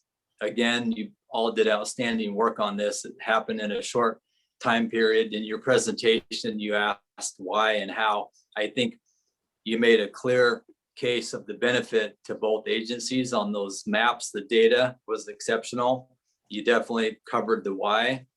The how, it's obvious we're pulling 9 FTEs out of Estacada. Where are they going to go if we have the ability to assign 6 of them to Eagle Creek, and Sandy's willing to pay for 3? Well, that's amazing. So, and it benefits both agencies. So to me, it's a win-win, and it makes a lot of sense. And I applaud all of you for doing all this in a short time. Seemed like this kind of came quick, and here we are on the end of the Estacada pulling out, and now all of this is starting. And you know, hey, you got to seize the opportunity when it's there, and this is definitely a collaborative opportunity that to me makes a lot of sense. Marilyn, Yeah. I know it's tough to believe me when I say this. I know it's not tough to believe me, but Chief Yerke and Chief Carlson have been, and Chief McKinnon have been putting in a ton of work, utilizing Jim and Chief Charlton, and really trying to get outside the box and thinking of how we're going to approach this feasibility study, because we all know the last one that we had wasn't from that group wasn't the best study. They didn't do as good of a job. So as a board of director looking at being fiscally responsible, you're sitting there saying, well, why are we going to do that again? We've already done a lot of these studies. We're trying to take a little bit of a different approach to this, open up our pool of who we're going to bring in, because that was what both boards, committees wanted to do. And that's what the fire chiefs and the ops chiefs and the chiefs in that group, we really wanted to take a realistic, holistic approach at this, come at this from a different angle than has been done in the past. And on the heels of what the unfortunate that's happened with our relationship in Estacada, is making sure that we do things along the right way at a measured pace. And I know it seems quick. I get it. And you're sitting there looking, is this history repeating itself? Right. I really, we're being a little bit more measured with what we're trying to get and the data that we're trying to grab from this to really truly look at how this is going to benefit not only Sandy, but Clackamas Fire and the region as a whole. Well, Chief, I don't have any problem with the substance of this, except for the feasibility study. I think it's a great idea. It's worth trying. As Jim Steering pointed out, we have perhaps a few extra employees that we need to put to work. And I think that your data supports that. But, you know, as you and I discussed, there's City of Sandy has expanded by triple their indebtedness on their urban renewal plan. They have captured almost every single piece of property that's along 26. And so the tax dollars flowing to Sandy Fire, and which might eventually be us, are going to be declining or at least frozen. So that's always a major concern of mine as to the funding. And that doesn't mean that the results will be that. There's a recommendation for some sort of integration, but it could be. And as you know, I hark back to what you were saying when you gave your statement after the conflagration, saying, you know, perhaps we rushed into this and we didn't take the time to get to know the community, to learn the community and let the community learn us. And I see that this is the same thing. We're not taking time to learn the community. We've had only command and control people there. We haven't had other contacts with the community. And so it seems to me that this is sort of contrary to what you said after Estacada was the new Clackamas approach. I love that. And that's a great stance. All I can tell you is that you need, please give me time to show you this new approach in what we are trying to do. I don't get the sense from Sandy or from our side on Clackamas that of any rush to do anything. I think anything as we move forward is going to be measured. It's going to be with integrating ourselves into the communities, and but I can understand your stance fully. Thomas has a question, and I know Chief Yerke had his hands up as well. Yeah, hold on a second, guys. I think Director Trotter has some comments too, so he hasn't really had a chance yet to talk. So let's give him a crack at it. Well, I did, but all three of my questions have already been asked. Has to do with the training costs, the feasibility study, and how we're going to do a feasibility study. So I'm a little slow. Everybody else asked the questions already. Thank you very much. Okay, Thomas, you're up. In the last 2 IGA meetings, I reached out to the Sandy elected officials and the chiefs that they must, as part of the feasibility study, they must reach out to their community at large, get a consensus from them. This is not the fire chief and the deputy chiefs making a decision. Okay, let's go to an IGA with the Clackamas Fire, or then do a feasibility study, spending the money. I wanted them to reach out the community at large so that things that happened as Estacada will not happen. We always are very transparent with our Clackamas, our constituents. So I want to make sure I specifically asked Chief Phil and elected officials to make sure whatever the community organization they have to get there in this discussion. Yeah, a couple of comments I have, Chief Brown, certainly about the feasibility study is, I believe that as elected officials and or chief officers, both for Sandy Fire and Clackamas Fire, we probably, although we have good feelings and we have good hearts and we have a certain amount of data that shows us that we believe this is the right thing to do, I think it's really important that we get that perspective that's outside of our organization, that shows our people that are going to ultimately be voting for this, that it didn't just come from Sandy Fire and Clackamas Fire, of whatever decisions that we're trying to make. And the other part of this too is we weren't completely satisfied with the last feasibility study we did, but I think to some degree that falls on us. We didn't ask some of the right questions, and so they didn't answer the questions that they weren't asked. So I think as we move forward and we try to get another study, whether we call it a feasibility study or it's called something else, whatever study it is, I think we've learned that we need to ask the right questions so that we can get the right answers.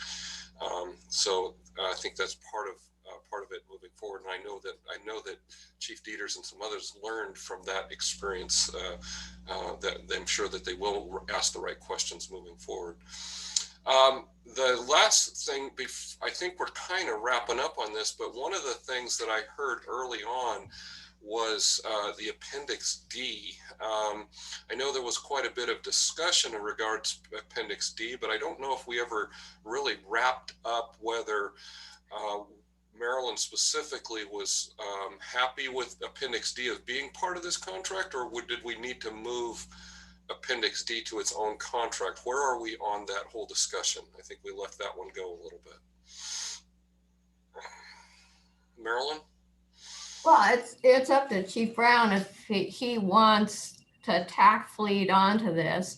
I guess that's okay. It just seems in Congress to me to have one part of the agreement, which is 2 years clearly. And with due respect to Director Bischoff, this one appears to be a 5-year contract, although the pricing adjusts every year.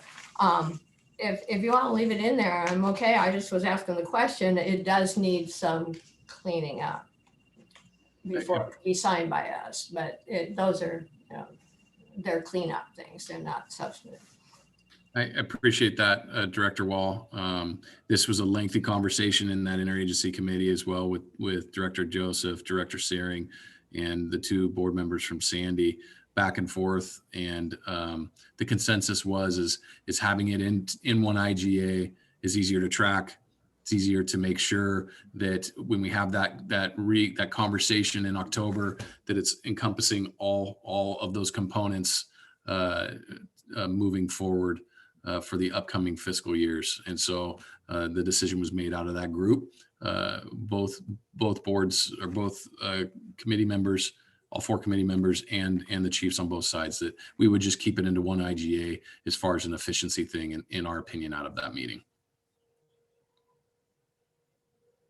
As far as the cleanups, we will get those cleanups to you. Thank you.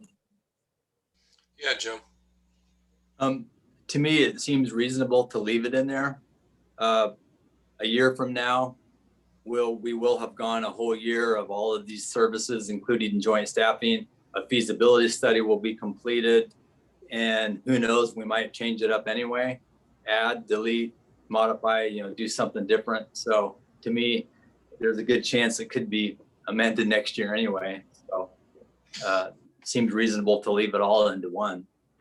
So let me share with you guys something, although I'm not calling for the vote yet, but I do here in my notes, I have blah, blah, blah, blah, blah, fire chief to enter into a 24-month intergovernment agreement for Appendix A, B, and C, and a 60-month agreement for Appendix D for services to Sandy Rural Fire District No. 72 in the amount of whatever. So it is actually, my notes do have that in the actual motion itself. That's because that's exactly what the agreement says. Right. 1A and 1B. Right. So that's what we would be approving when we were to move to vote on this. So it almost does sound like just on that in itself, 2 contracts, but I understand where Chief Brown's coming from too. So, okay, are we done? Has everybody completed discussing or sharing their concerns about this contract out? Okay, good. Very good discussion, y'all. I love the fact that Marilyn picks these things apart like that. She sees things that none of the rest of us can see, and I just applaud her for that, because there was stuff that she was bringing up. I was like, oh, only an attorney would know that kind of stuff. That's awesome. So I love that about her. You're mocking me, Jay. Not at all, Marilyn. Not at all. I am actually saying I'm mocking me because I don't know. I'm looking at this and it's just word. A lot of it is just words to me that you pick out these things that I just don't see, and I think that's great. But okay. Do I hear a motion for the board to authorize the fire chief to enter into a 24-month intergovernment agreement for Appendix A, B, C, and a 60-month agreement for Appendix D for services to Sandy Rural Fire Protection No. 72 in the amount of $753,346? So moved. If I could, that $753,000 is the first year only. Okay. That's for 1 year. Yeah. The contract's for 2 years, but the price is only for 1 year. I'm not doing this for 2 years for No. $753. Okay. You're right, Marilyn. The price will be adjusted in, when is it, October? Okay, so do I need to adjust the motion here? Yeah. No, I think so. Yeah, I think you do. You do? Well, yeah, he said it's the 2 year and a 5 year contract for $753,000. No. No, that's not true. Her motion. And just say for the first year, 753,000, whatever. Okay, that makes my life much easier. I don't have to rewrite the whole thing. Okay, Jim, are you amending that motion? Yep, I withdraw that motion. Okay, thanks. So let me give it another go. Now, before I do this, do we need to say anything about cleaning up the language in Appendix D, or we just assume that Chief Carlson's going to do that? Chief Carlson will take care of it. Okay. I'm confident. Perfect. Okay, let's try this again. Do I hear a motion for the board to authorize the fire chief to enter into a 24-month intergovernment agreement for Appendix A, B, C, and a 60-month agreement for Appendix D for services to Sandy Rural Fire Protection Number 72 in the amount of $753,346 for the first year? So moved. Second. Director Searing moves, Director Trotter seconds it. Rachel, please call the roll. Absolutely. Thomas Joseph, Yes. Marilyn Wall, Yes. Jim Searing, Yes. Don Trotter, Yes. Jay Cross. Yes. Thank you. Great discussion, you guys. I applaud you guys for that. Those are tough, and I applaud the work of the command staff and everybody from Clackamas Fire and Sandy Fire that worked so diligently on this. This is good stuff. This is good stuff. I know that we have talked about Station 18 for quite some time, and it is so nice to finally be seeing some changes and some more changes in positive directions at that fire management area. So that's good. Okay, let's move on down through the agenda. So we need to, we're at B2, request board approval of Proclamation 21-01 for EMS week with the theme, this is EMS caring for our communities. Josh Yerke, you are up. Thank you, President Cross and members of the board.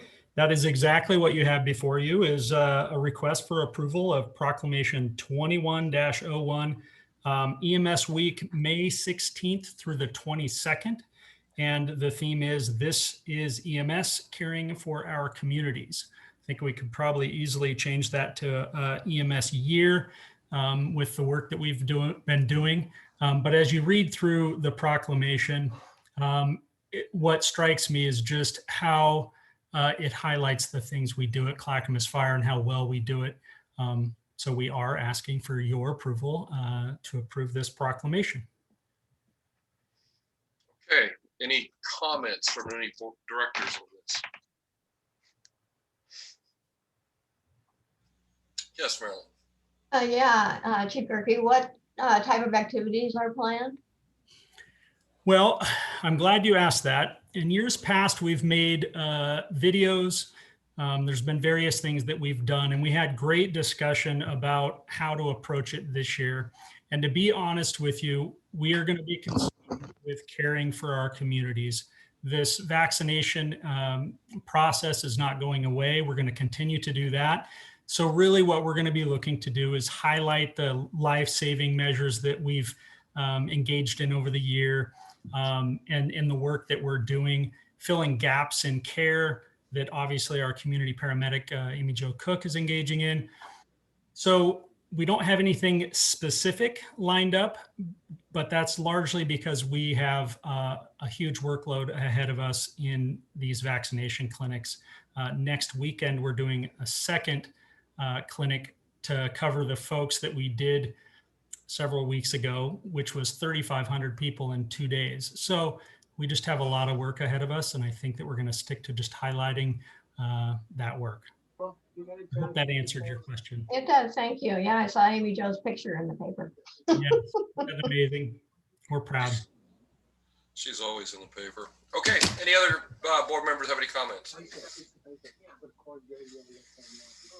Okay. Do I hear a motion to approve the Proclamation 21-01 designating the week of May 16th through 22 as EMS week with the theme, "This is EMS caring for our communities"? So moved. Marilyn moves. Second. Jim Searing seconds. Rachel, please call the roll. Of course, Jim Searing, Yes. Thomas Joseph, Yes. Don Trotter, Yes. Jay Cross, Yes. Marilyn Wall. Yes. Thank you. Thank you so much. Okay, next up on the agenda is we need to select two budget committee members. So I hope everybody had a chance to review last week plus tonight. If we need a few minutes to do that, we can take a few minutes to do that, or have any discussion that any of the board members would like to have over this topic. Please, now would be the time to talk about this. Nothing. I can't believe that Thomas doesn't have something to say about this. He will. Well, What I feel is my opinion is that we have two long-time serving budget committee members. We should take advantage of their experience and expertise to reappoint Aaron and Tim. okay, Director Searing. First of all, it was amazing to have so many people apply for these positions. People from all backgrounds, some youth, just at a time when it seems like people are not wanting to step up for community events and assist. I found it amazing why and how so many of them were willing to get involved. So that was really refreshing to see. If any of them are watching, keep it up, come back. But I would concur with Director Joseph that right now, both those individuals that we currently have served well. They have a lot of expertise, and from what I am assuming is coming up on one of the more difficult budget sessions that we've had because of COVID, because of the wildfires, because we're pulling out of Estacada and losing that revenue. My guess is it's going to be a little more complicated this time, maybe than what we've had in the past. So I would seek those two individuals' assistance since they've been with us for a while. So that's my input. Christina, how about do we have some input from you or some comments that you'd like to make about this process as well? I just want to say a big thank you to the Public Affairs Office for all the work they did in getting this out there. I have never seen so many budget committee people and the public so interested in serving on the budget committee. So I really appreciate their help with it. And I think we've got some great candidates. Yeah, I'd have to agree. I think that was kind of humbling that so many people put in and then interviewed and came up and, on a Zoom interview and put themselves out there and talked to us at the meetings. I thought that was wonderful that those folks in our community were doing that. So that's huge kudos. Yes, Thomas. I think it is extremely important either fire chief or the president send a thank you card to every one of the participants, whether they have been informing them they have not been selected, but showing them appreciation for their interest. Yeah, I think I would agree. Maybe we can do that. Maybe we could work something out where we could do a co-letter even from the fire chief and the board president. That would be great. Yeah, I think that because that was outstanding. It's you just don't often see that kind of dedication to your local with the fire department like that. So I think that's great. Marilyn or Dawn, any comments you want to make about this? Ladies first. Thank you, Don. I agree with what everyone has said previously. It is, as you said, President, humbling to have so many people interested in our budget, and maybe a little scary too. So but I would concur that I think that Budget Committee member Paul and Anderson are great members of the Budget Committee and should be reappointed. And I concur with reappointing those two. And I also agree with Jim. I think this could be a difficult year for the budget, and having experienced people is going to be very helpful. Well, it sounds like we've kind of got a consensus here. So I think I'm gonna go ahead and call for a motion for Tim Powell and Aaron Anderson. But before I do, I just want to make sure that there's no more discussion that we want to have about this. Okay. All right.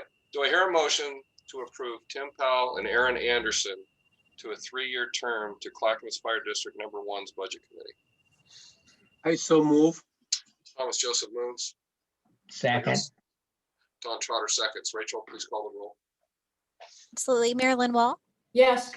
Jim Serene, Yes. Jay Cross, Yes. Don Trotter, Yes. Thomas Joseph. Yes. Thank you. Okay. And I don't know if they're still on or not, but I want to thank everybody once again for any of the other people that applied for the Budget Committee. Thank you so much for going through the process. That is great. And then Tim and Aaron, thank you and congratulations. And we'll be seeing you very soon. So, okay. Looks like Chief Dieters. Wait a minute. I gotta make sure I'm not in the right spot here. It looks like we have Chief Stewart.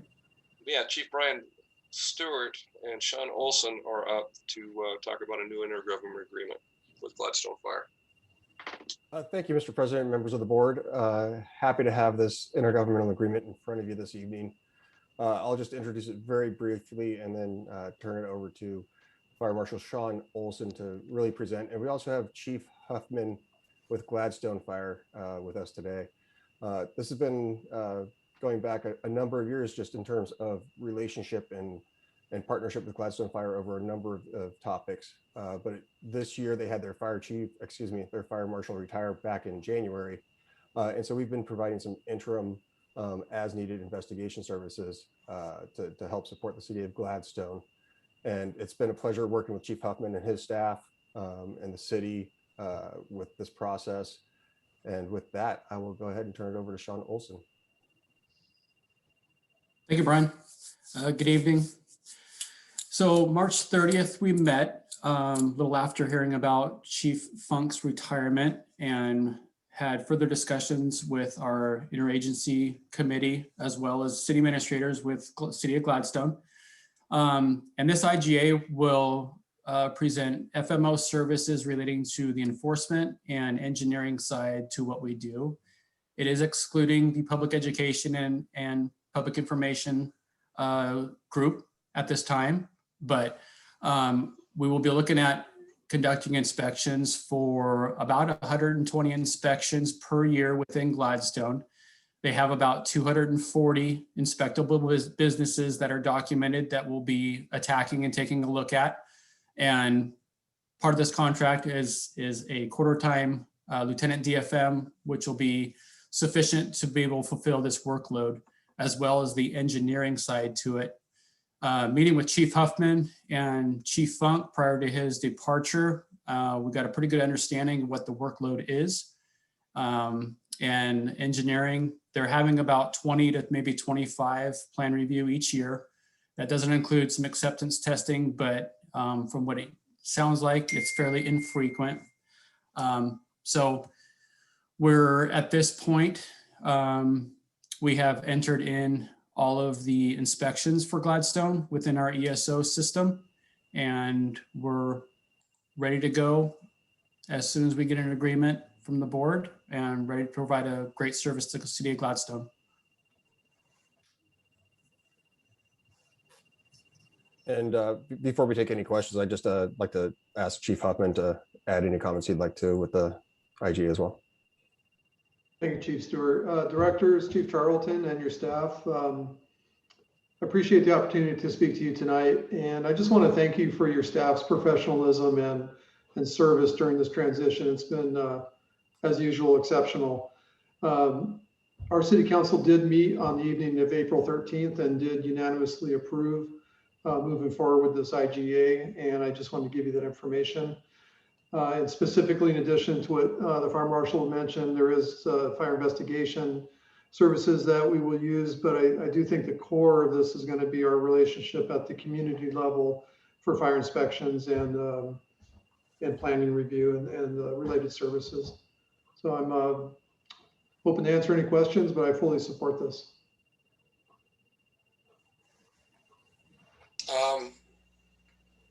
Chief Huffman, I just want to welcome you. We haven't got to meet you before at any of our meetings, but welcome, and thank you for that. Directors, do you have any questions for any of these three chief officers? Marilyn. I just note that there's a blank in the agreement, paragraph 8D that was deleted, I hope intentionally. So I don't know if you want to just say deleted intentionally or something, but it's just a blank line right now.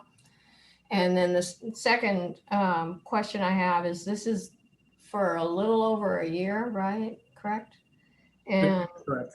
so it says that in under enforcement number 4, that city occupancies will follow our 2-year inspection things. So have we been doing inspections? So there's going to be any that need to be inspected, or how is that supposed to work? No, we haven't done any yet, but what I wanted to really take a look at was with what Gladstone has for a workload in comparison to our workload.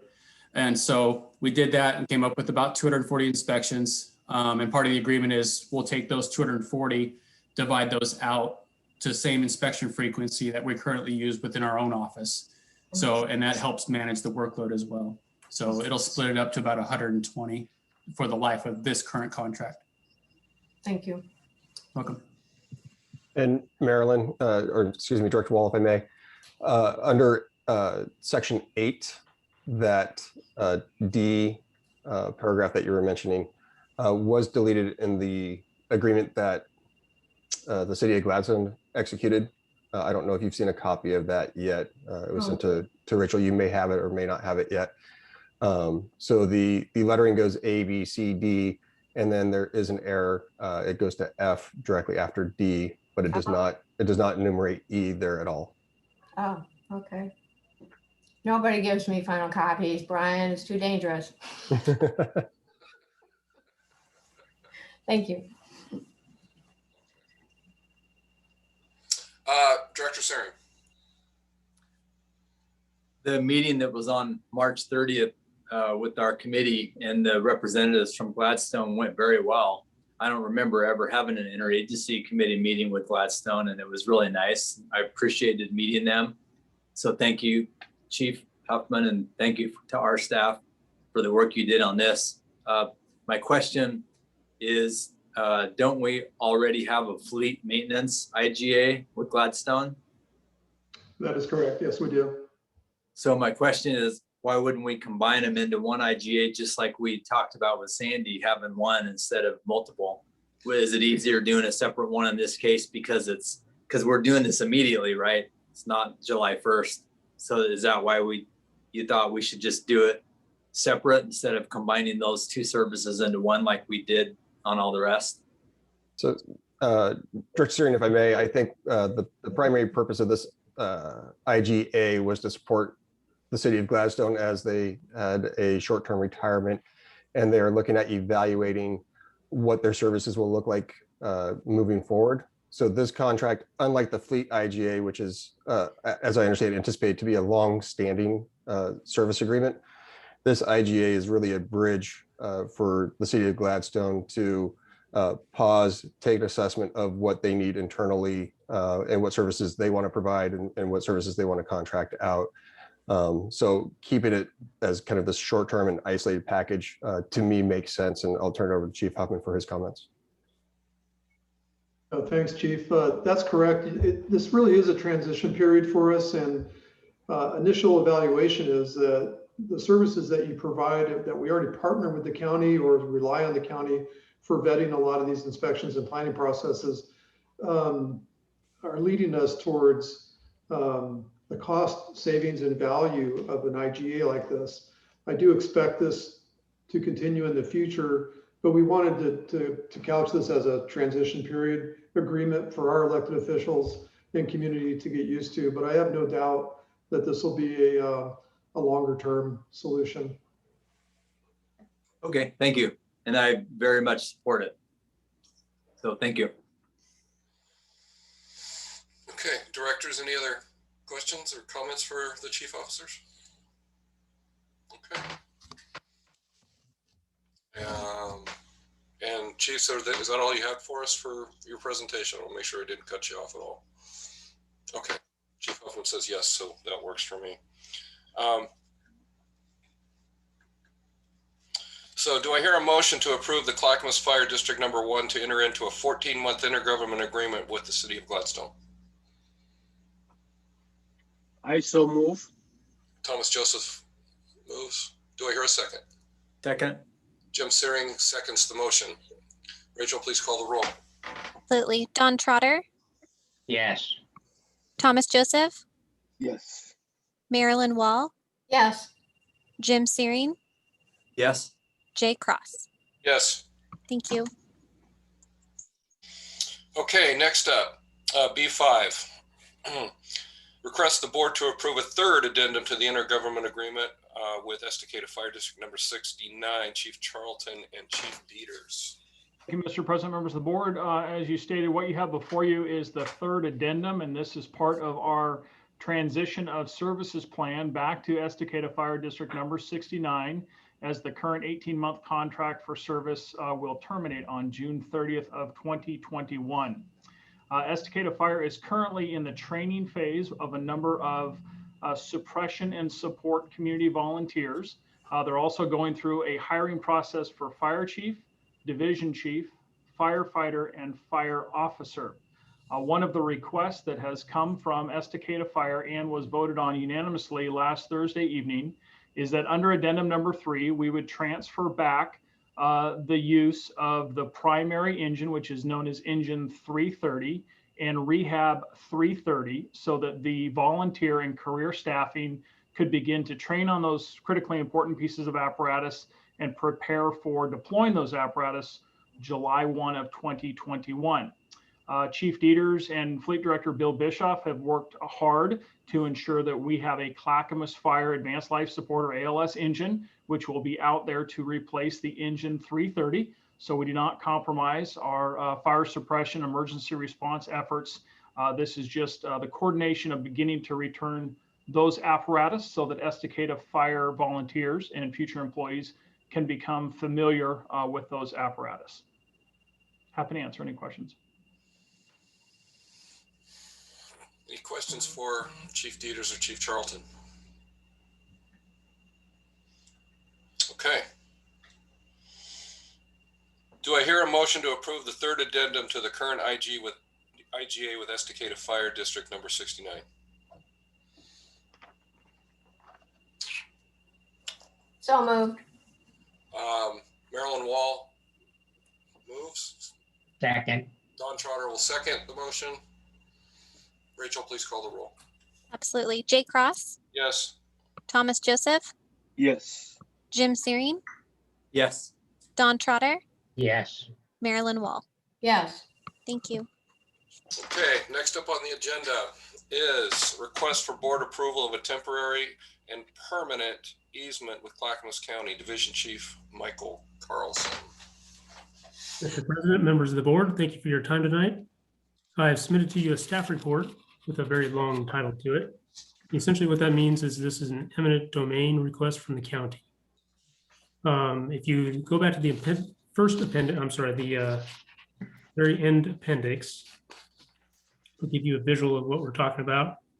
We're looking at about roughly 400 square feet, just shy of that, of real property is split up into 3 different sections. Number 1 is the permanent easement that will forever be part of the county.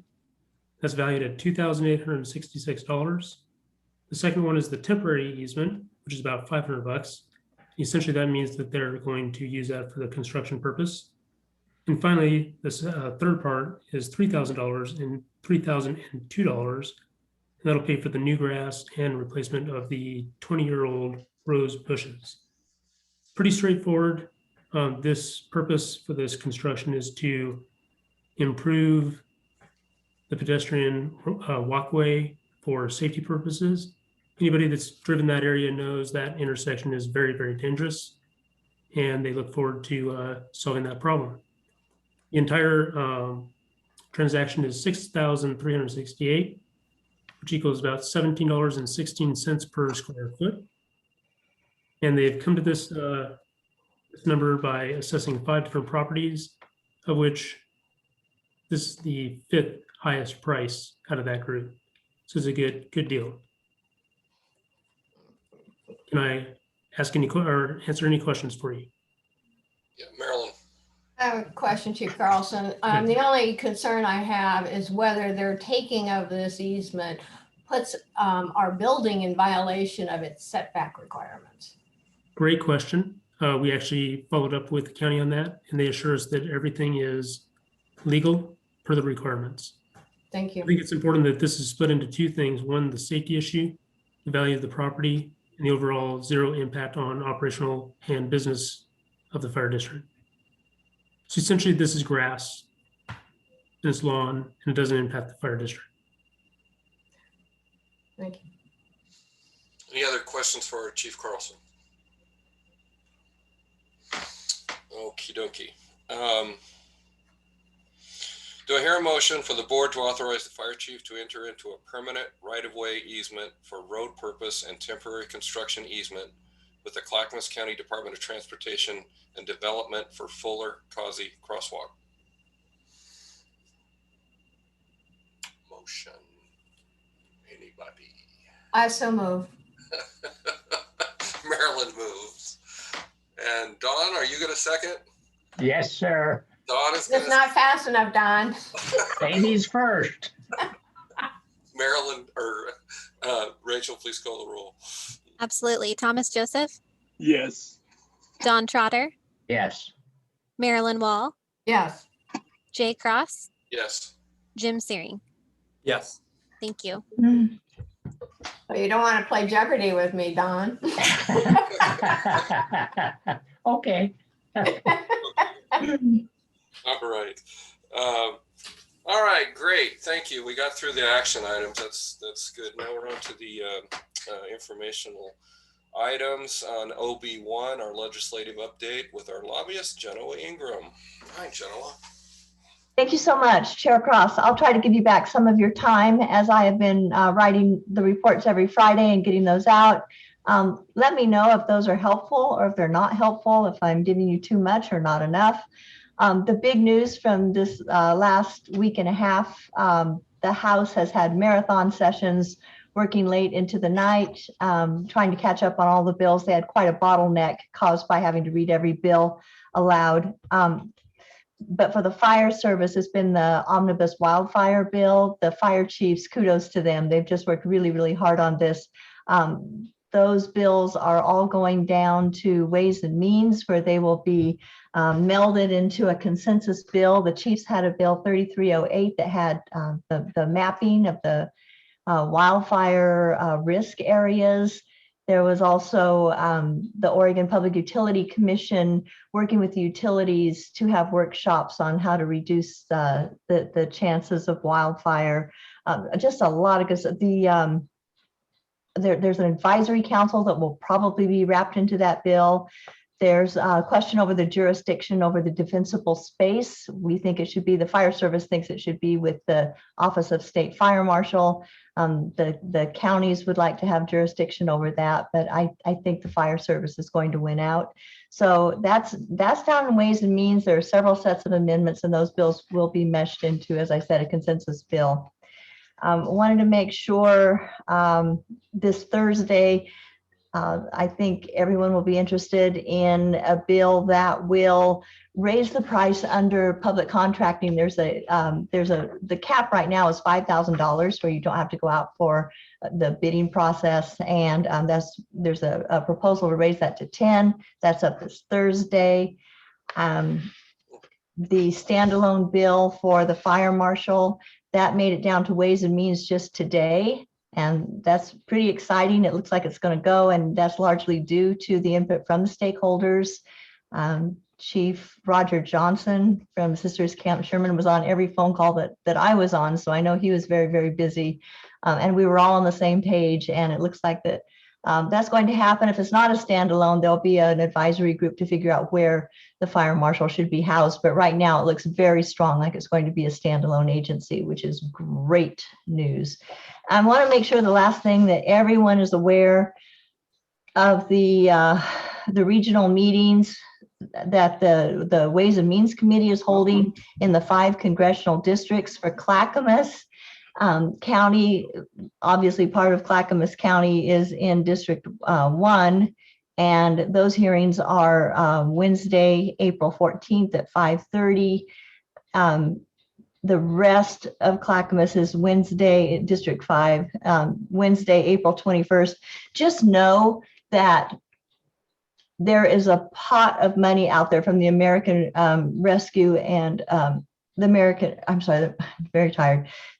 Rescue Plan Act. And there's some funds that people are going before the Ways and Means Committee. Most of it has statewide impact, such as doing something for groundwater or dam safety, transportation infrastructure, although education is a big one, but there are individual fire districts who are coming in. Salvie Island came in last Wednesday evening and asked for funds to be granted funds to purchase apparatus. So if there's a need and you'd like help navigating through that system, I'm happy to help.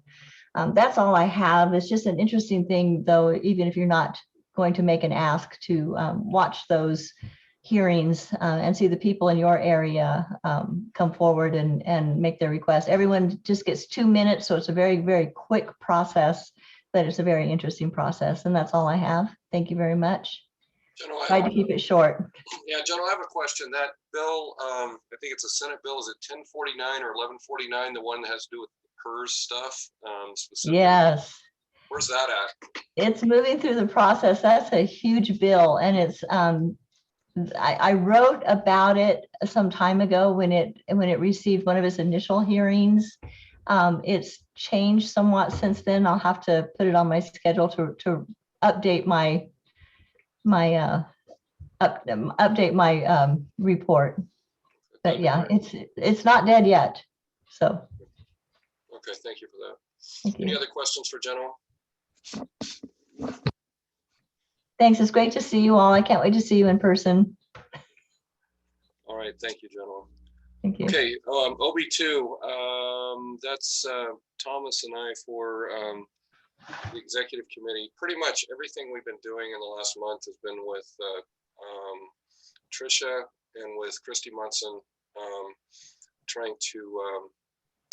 we're just trying to cut the rough edges off the contract with Chief Brown. So that's really what we've been working on.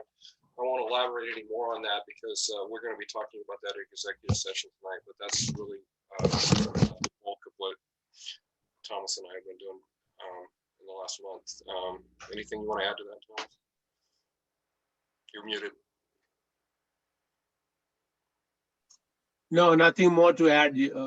That is the essence of our meetings were mostly focused on the contract for Chief Brown. Let's see. Foundation. Jay, yes. I do want to thank Tricia Noble for an incredible support, how knowledgeable she is in giving us legalities of the contract, and I was very impressed. Yeah, Tricia's been a superstar through this whole thing, and so yeah, but I think everybody that's been working on it's been doing an excellent job as well. So interesting. It's been interesting. I certainly learned a lot as well. Okay, Director Trotter, foundation update. Yes. Well, one thing we're still doing, and that is the foundation is still doing checks for wildfire relief funds are still being distributed. So that money that was donated, we're still distributing it as requests come in. The other thing that happened at our meeting, which was on March 30th, we established and approved a new policy for major emergency funding to define and describe how emergency funding will be received and distributed during a major emergency. This policy applies to funding donations to the foundation in support of local or regional disasters and describes the rules and procedures for receiving and dispersing funds related to disasters or major emergencies. And it goes on to many different statements, but it's something that came up because of the wildfires and the funds that came in, and there could be other more disasters of whatever kinds that we'll get the donations from. And this will enable us to spend the money. Super. Any questions for Director Trotter on the foundation? Yes. Yeah, Thomas. Don, how much Yes. money was total money received for the wildfire, and how much was distributed? Well, that's a good question. The last information I have on that is, the report is very big. I think I don't have that right in front of me, Thomas. I can get that for our next meeting. I apologize. Okay, that's okay. But I thought it was a pretty large sum impact on the community. It was. We distribute the money at $1,500 each time. Correct. That's Okay. Thank you, Don. Any other questions for Director Trotter on the foundation report? Okay, great. Thank you for that, Don. You're welcome. Interagency Committee, Director Siri, Director Joseph. The two meetings that we had were with Gladstone and Sandy, and they were related to the IGAs that we just approved. So nothing really else that I can think of to report. Director Joseph. We have extensive discussion on both the meetings, so I don't think we don't need to take any more time on that. Okay, basically. And also the same thing with the Oversight Committee too as well. Mm-hmm. Yeah, same thing. Okay, that's what I kind of figured. Okay. So informational updates, OB3, Chief Charlton for COVID-19 update. Sure. Thank you, Mr. President, members of the board. Just very briefly, as you know, Clackamas County went back into high risk. And again, looking at the data, and I think you probably saw over the weekend on Saturday, I believe there was about 888 new cases related to COVID. On Sunday, 682. So it's still of great concern. As you heard earlier tonight from Heather Goodrich, our #1 organizational priority is to ensure the health and well-being of all of our personnel, volunteers, and the communities that we serve. So still really focused on the health and well-being during COVID. And then also that you heard from both Heather and Chief Yerke continue to engage at a high level and a very active level with Clackamas County around the vaccination clinics. So still very, very busy responding to what COVID has presented within our fire district and across the county. Okay, thank you for that, Chief Charlton. Any comments or questions for Chief Charlton on COVID? Okay, great. Chief Brown, talk to us about the recruitment of a CFO. Thank you, Mr. President, members of the board. We had a total of 31 applicants that put in for the CFO position. And out of those 31 applicants, we are taking 9 to the interview. We had one that backed out today that was at 10. So we were taking 9, and we're extremely excited about the candidates that we're taking through to the next step of the process, which is this week. And I'm going to turn some time over to Chief Brian Stewart to talk a little bit deeper about that process. Yes, thank you, Chief. So this week we have interviews and a panel interview. Wednesday and Thursday. This consists of 2 phases or 2 panels. The first is going to be a presentation. It is essentially a simulation of a financial health update to a Chamber of Commerce meeting, presenting as it's a group of water districts and cities and everything, just providing an update to the business and public. So that's presentation, and there'll be some follow-up questions related to that and other aspects of the job description. And then the other is the more typical panel interview, which is going to be focused on the competencies, the law major competencies, the job description, and the technical aspects of it. After those 2 days of interviews, we'll meet, finalize the scoring, and then we have the chief's interviews tentatively scheduled for May 6th. So we'll see how the scoring comes out and how many people we move forward to that next step of the process. Thank you. Thank you, Chief Stewart. Is that all, Chief Brown, on that update? Yeah, I just want to give a quick and HR and Amanda and Tracy Grisham did a great job. Chief Paxton with outreach. We had candidates from Tennessee put in, Seattle area. It was amazing to see where all the applications came in from. A lot of qualified candidates. We're really excited. Great, good to hear. Any questions or comments for Chief Brown on the recruitment of a CFO? Okay, thank you for that report, you guys. All right, down to informational items.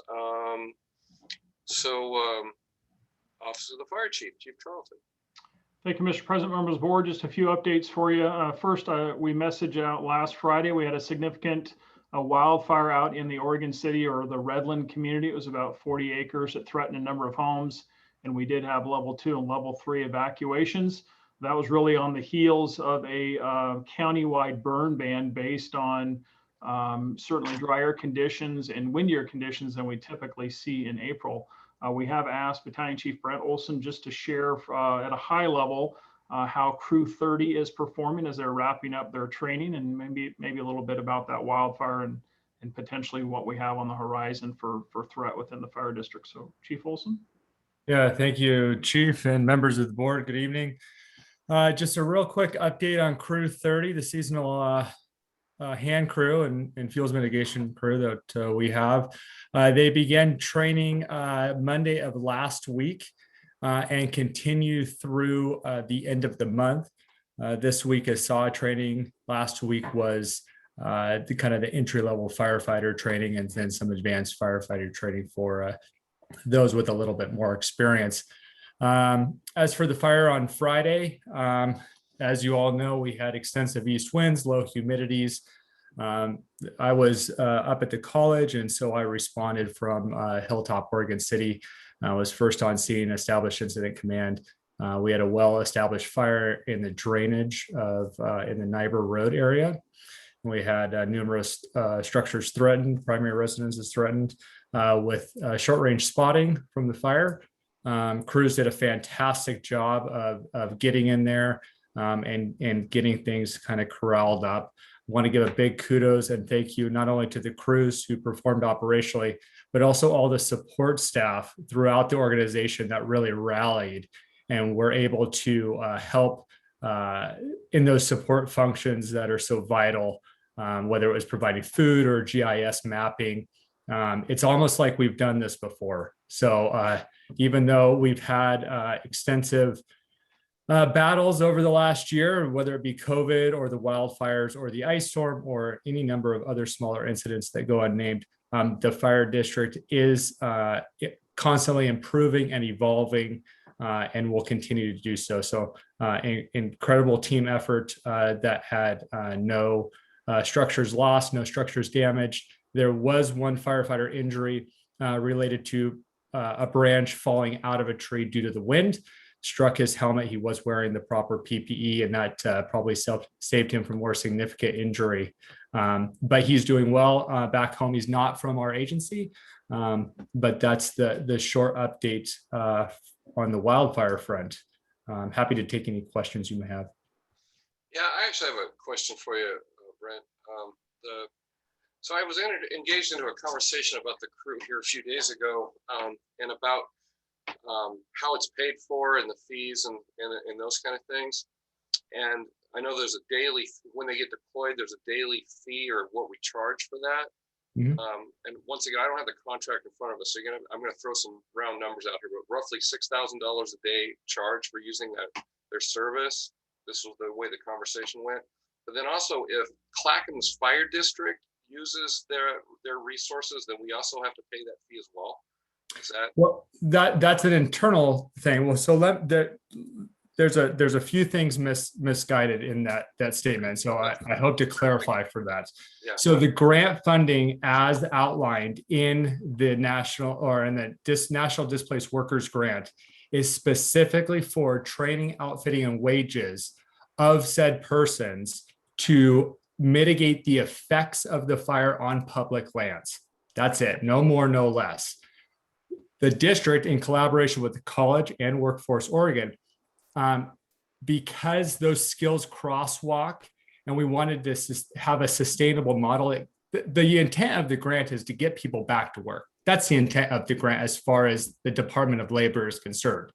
In that thread, the fire district said, hey, in collaboration with the college, because the skills crosswalk so well, we can enhance those people's educational background and potentially their forward momentum in life in job skills by having the crew also be able to do fire.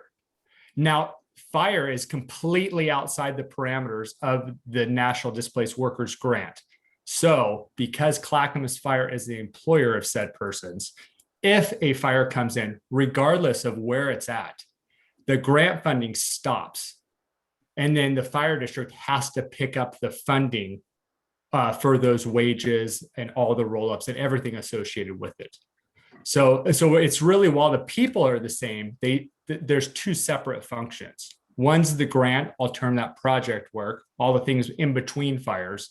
And then there's fire response. So those two things are really divorced from each other as far as funding goes. That's very helpful. That's very helpful. Thank you with that. Mm-hmm. Okay. Yeah, Marilyn. So Chief Olson, just a quick question. I see on our webpage that we're still advertising for openings. Are we not getting response or what? Nope. Very astute observation. I would expect nothing less. So due to the seasonal nature of the program, we do have a roster crew of 20. One person found that this line of work was no longer for them, so they voluntarily separated from us. So we have 19 currently. That is a full roster. It's not a full roster crew, but it is a full crew for all intents and purposes, a full crew being 18 to 20. So we're 19, we're kind of in the middle. But that soft recruitment happens. People go back to school early. A lot of folks are students. There's injuries that may happen throughout the course of the work that need to be replaced, those types of things. So we're terming that a soft recruitment just to keep that list maybe getting and attracting additional persons if the need should arise. We do have one alternate on the list right now. He is hoping to join the crew if a position is available later in June, but he's unable to join the crew currently because he is in school. Thank you. You're welcome. Director Suri. Thanks, Brent, for the update. I had a couple of questions too. When we approved this, there were some questions, I believe, from Director Wall about PERS. When these employees reach a certain number of hours, will we have to pay PERS on them? So I had a question about that. And then secondly, when Director or President Cross asked the question, you kind of got us right up to the point of they're Clackamas employees, a fire happens, the clock stops, but then, so what happens if the clock stops and there's a fire in an outside agency, then if that agency requests them, do we tell them, here's how much it's going to cost you? And if they say, okay, then we bill. And or are these employees in the program eligible to go on the state comp flags and with the U.S. Forest Service, even outside the region? And if so, then I'm assuming that they would pay the rate. And then do we get to keep that as the fire district income? And then lastly, if we have a fire and we choose to use them, then I guess that just means that we pay, that's just part of our costs, because obviously we're not going to pay ourselves. So that's just our cost, right? If we use them on our own fire. Yes. Okay. So let me break that down. PERS. Yes. So if any individual gets more than 600 hours and 6 months employment, from that point forward, it's PERS compensable. So that's that one. That has been rolled up into the cost of the per person per hour rate, which we'll get into here next. As far as fires in the neighboring jurisdiction, you did outline it pretty clearly. Yes, the neighboring jurisdiction would have to pay for that resource. Again, because there is not a mutual aid like for like, there's no way to reciprocate like resources. So yes, we've already been in discussion with some neighboring agencies on what the crew costs on a per person per hour basis. And the agency can then say, yes, we'll pay that, or no, we will not order that. It's kind of like if a federal agency wants a crew, they can order that crew and agree to that rate prior to the crew engaging in any sort of work. We would do the same thing to outside agencies.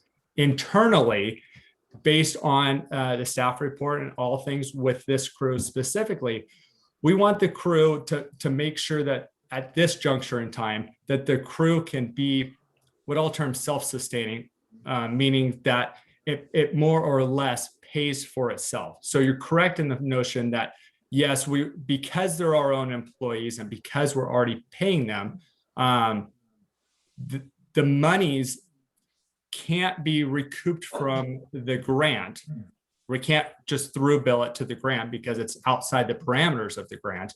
So while we may not pay, there would be monies that would in a sense inter-fund transfer to show that the crew is self-sustaining, because we've set up our own fund specifically for the crew to capture all inflow and outflow derived by the crew. Does that answer the questions that you had? Yeah. So all billed revenue, whether it's the federal or a neighboring jurisdiction, the district gets to keep, so that it could be a revenue stream for us. Yeah. Yes. Correct. Yes. That is the part that I didn't elaborate on. And what you said is factual. Yes. If the crew does go out, whether it be on a federal or state incident, all said revenue derived by the crew comes back to the district in its entirety. It doesn't go anywhere else. Okay, thank you.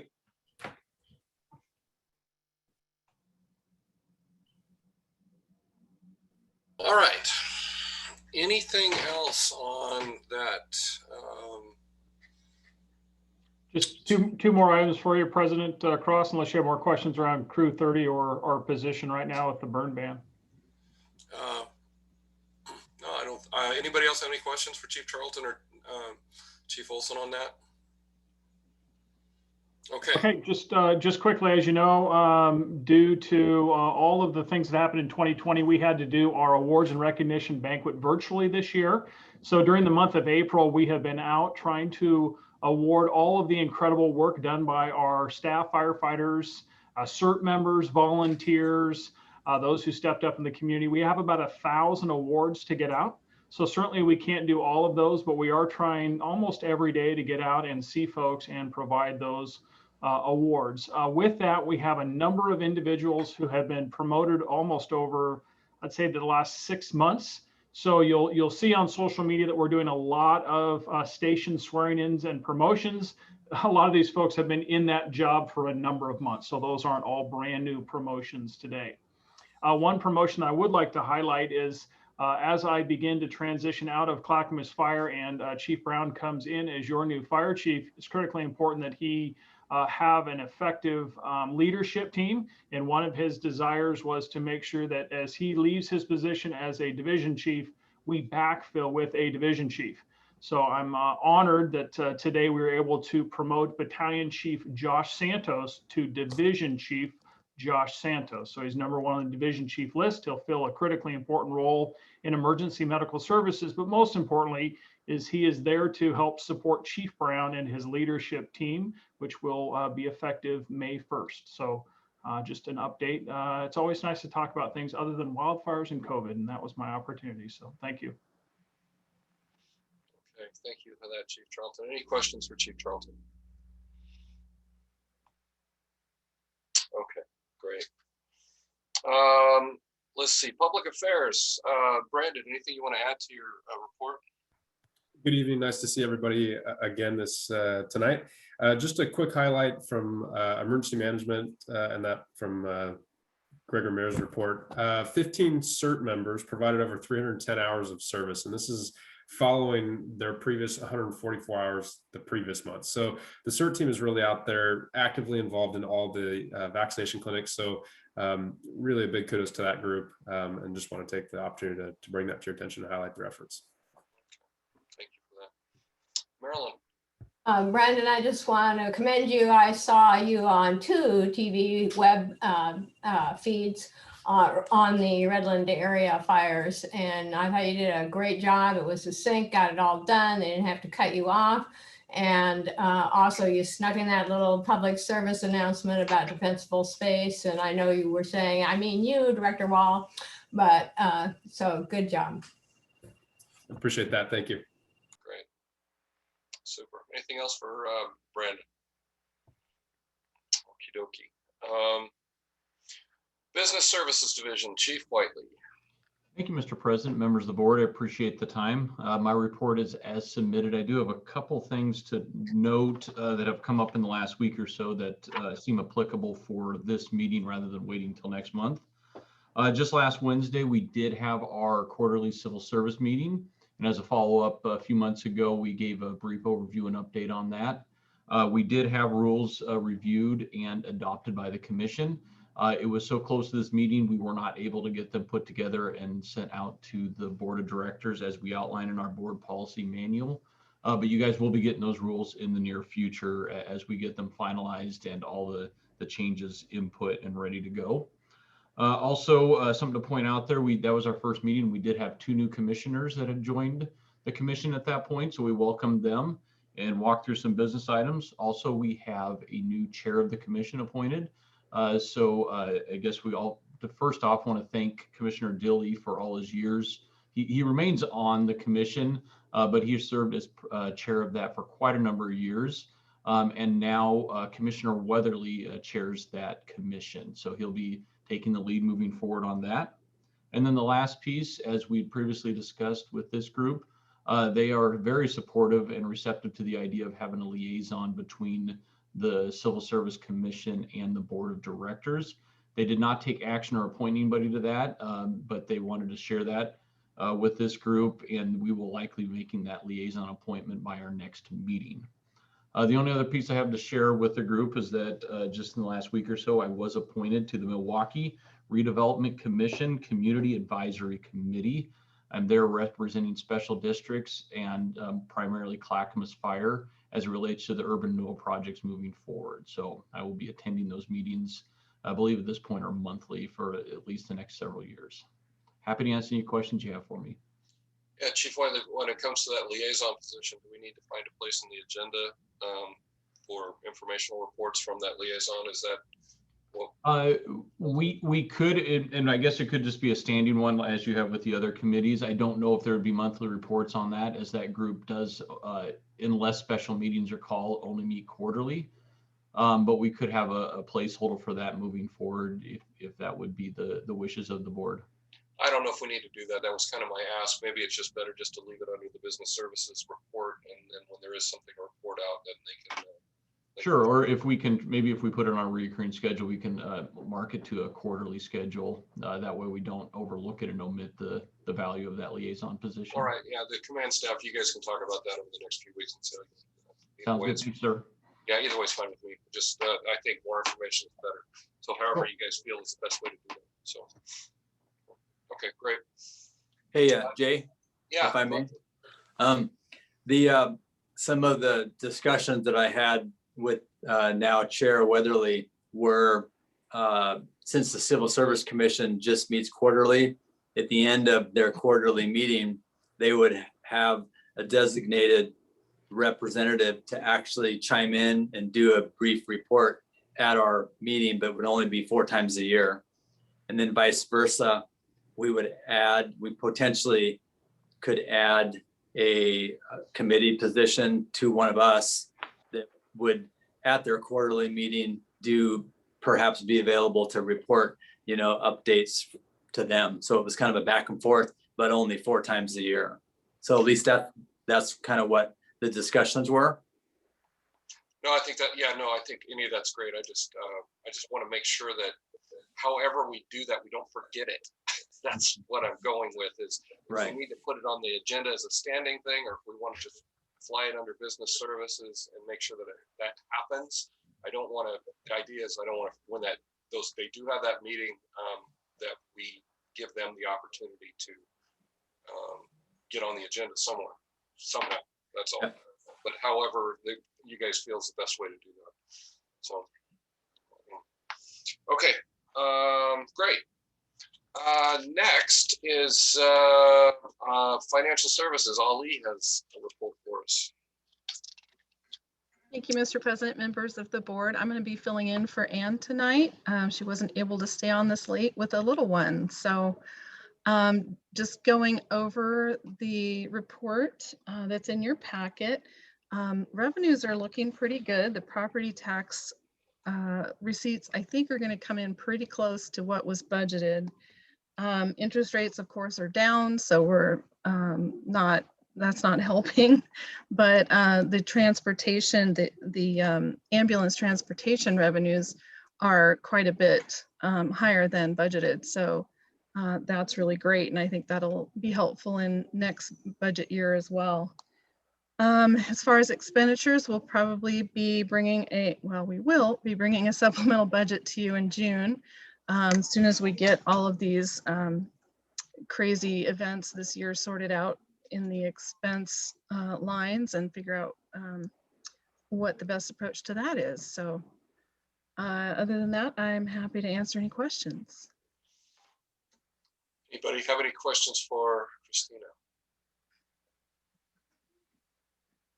Okay, thank you for that. Thank you for that report, Christina. Support services, Chief Carlson. Mr. President, members of the board, my report is as submitted. Okay. Any questions for Chief Carlson on his report? Okay, great. Let's see, community services, Chief Brian Stewart. Thank you, Mr. President, members of the board. My report is as submitted. I would like to highlight one piece of great work that ITS department has been working on for us. Oscar's unable to join us this evening, but tomorrow the county is doing some work on their fiber connections associated with the construction on Sunnyside Road. And the key piece about this, I think, is there's going to be an impact to us. So we have several stations that will be out of internet and phone service for about 8 hours tomorrow evening, starting at 7 o'clock in the evening. But with Oscar and Rashid's work with the county, they've been able to get a host of stations down to about a 10-minute interruption. And they've also made sure that we've had some redundant systems available, including a 900 megahertz pager piece to make sure the tones and the stations still go out. There might be a little bit of a delay, but just really wanted to highlight the work that ITS is doing to make sure that our crews are getting out timely. Happy to answer any questions. Thank you for that, Brian. Any questions or comments for Chief Stewart? Okay. Emergency Services Division, Chief Yerke. President Cross, members of the board, respectfully, my report is as submitted. I'd be happy to answer any questions you might have.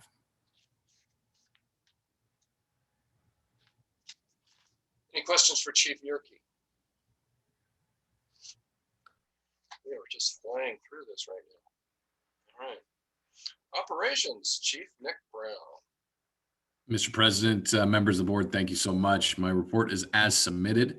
I'd be happy to answer any questions, but before that, I would just like to point out one thing, if it would be okay, that this is Chief Fred Charlton's last board meeting as Fire Chief of Clackamas Fire District No. 1. He has put in blood, sweat, and tears to the organization, and can't thank him enough for his service, his heart, and his desire to make Clackamas Fire the organization that it is today. And we wish Chief Charlton the best in the next chapter of his life. And just from all of us, we just want to say thank you so much for your service, Chief, and all that you've done for the citizens of Clackamas Fire and the men and women of Clackamas Fire. Thank you, Chief. That's very nice of you. Thank you. Absolutely. Well said, Chief Brown. Well said. Okay. Jim Searing. Chief Brown, I just had one quick question. We've been trying to put together the work session, I think, for a while on the topic of mutual aid. What are we obligated to do? Specialty rescue response and possible cost recovery, and what are the options? It seems like with the budget coming up and everyone's having tight budgets now, can we get that scheduled at some point soon, perhaps? Yes, sir. I think we are. I would look towards middle of May, maybe first week of June. So we'll send out some things. Rachel will send out some dates to see what's going to work. But that is on the that's part of our plan moving forward. Is okay. Sooner than later. Yep. Thank you. Thank you. Okay. Any other comments for Chief Brown? Okay. The next item on the list is something that I've been in conversation with labor, the local 1159, and to give them, I thought it was important that we give them a standing position on our agenda each month for informational items coming from the local. So for those that don't know, I hope everybody read the report from Andrew that he put in our board packet introducing all of the members of the union. But as we move forward, we will have hopefully representatives from 1159 each month to present what they have got going on. So without any further ado, the shop steward for Clackamas Fire is Andrew. And Andrew, give us your report. Thank you, Mr. President, members of the board. I appreciate you guys adding us to the agenda. We like the ability to be able to share information. Hopefully everybody read the report that we put forward. I just listed out kind of our executive structure and some of the items that we've done recently. In the interest of time, we'll go ahead and I'll just open it up to questions if anybody has any questions. We have any questions for Andrew in his report that he submitted to us? Okay, thank you for that, Andrew. That's very informational, and I appreciate you being here tonight and sharing with us. So. Thank you for the opportunity. Okay, volunteer services, Chief Dieters. Thank you, Mr. President, members of the board. This is probably going to be my longest report of the year. I'm sorry, it's about an hour and a half. No, I'm kidding. It's not. So the Can you training. come back tomorrow? Yeah. The training for the month was alternative water supply. Then there was a burn to learn with Sandy Fire District as well. And then the training division did a roundtable with resume review and prep for an interview, some tips and tricks for that. And then EMS was skills checkoffs.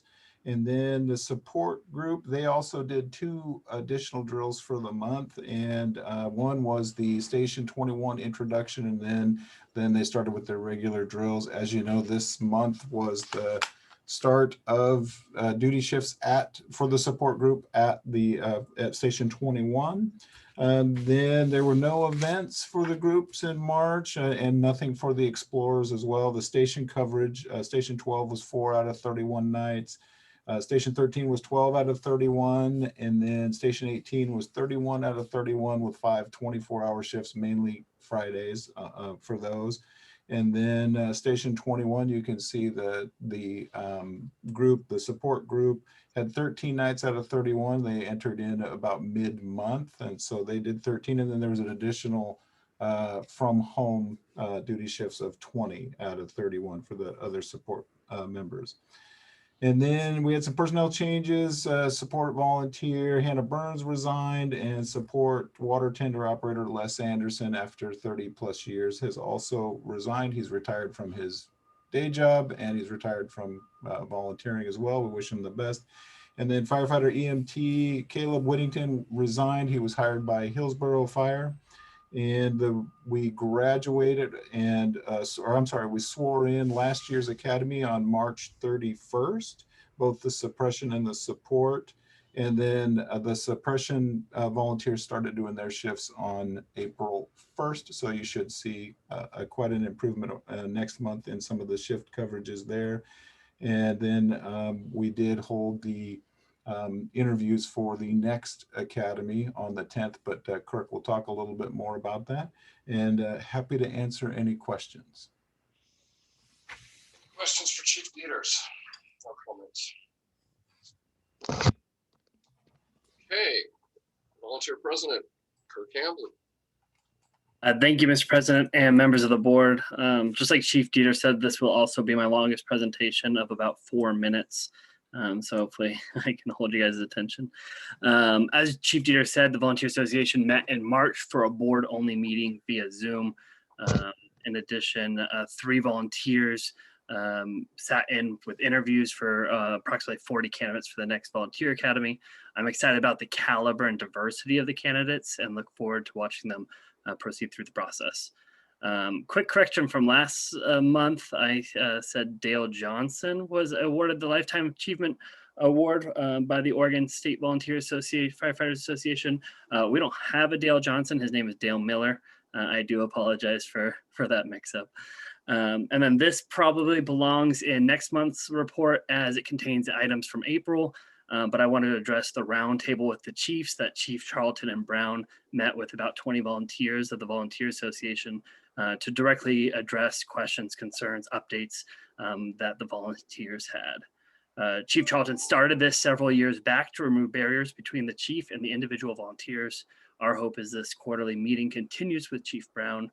This is just one example of the effect Chief Charlton's had on the district and the volunteers. On behalf of the Volunteers Association, I want to thank Chief Charlton for his relationship he has created with the volunteer program and his service to the community. That's all I have. I can answer any questions. Thank you for that, Kirk. Any questions or comments for Mr. Hamlin? Okay. Next up, you guys, anybody got any comments about any of the correspondence or anything that came in? There's a few things in there. So, okay. Next up, we're going to have an executive session. I know it's going to be a long night, guys, but we got to talk about Chief Brown and his contract. We need to move forward in this. So I'm hoping that you guys will all take a 5 to 10 minute break, stretch your legs and whatever, and then meet back. There is a different Zoom meeting that you have to go to get into that meeting. Rachel will be hosting that as well. And then after that after we go to the executive session, we will come back to this one, to the open session to discuss, hopefully discuss some things that we're required to discuss in, not in executive session, but in an open session. So that's kind of the plan for the next however many minutes it takes us to get through this. So that's, without further ado, we will leave this session, take a few minute break, and then go to the other meeting. How many minutes break? When do you want to reconvene? It's 9:14. Well, it's 9:14. Let's shoot for 9.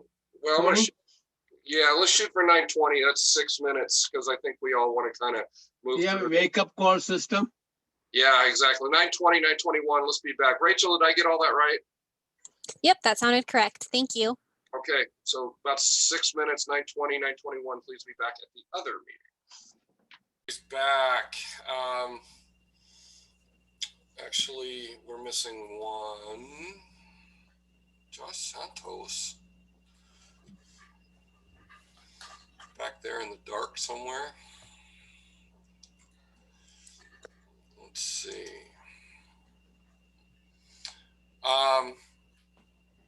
Okay. Make sure, is Marilyn and Dawn, and we're all here. Okay. So reconvening the meeting at the general meeting at 10:56. We went into executive session. We talked about Chief Brown's contract. We came to no decisions. At this point, we are going to be adjourning this meeting in a minute, but we are also going to be reconvening another executive session on Monday night, whatever next Monday is. Today's the 26th. 26th. So it'll still be April. So we're going to reconvene on the 26th to talk about the changes that are the potential changes that we've made to the contract. And so that's kind of where we're at this point. Okay. So next Monday night, we'll be having another a special board meeting in executive session. So any questions, Nick, on that? No, sir. Appreciate you guys taking the time and spending till 11 o'clock on talking about me. So well, we've all decided that it's too important to not do this. So that's why we're going to give it a week and learn some things over the next few days and then reconvene on Monday. Nick, the last time I stayed awake until 11 o'clock, I don't know, maybe 15, 20 years ago. Well, congratulations. That means All right. you love me, Thomas. That means After 8 o'clock, I do not attend any meetings. All right. All right. We are now adjourning the regular board meeting at 10:57 p.m. I'll see you all next week. Good night. Night, everyone.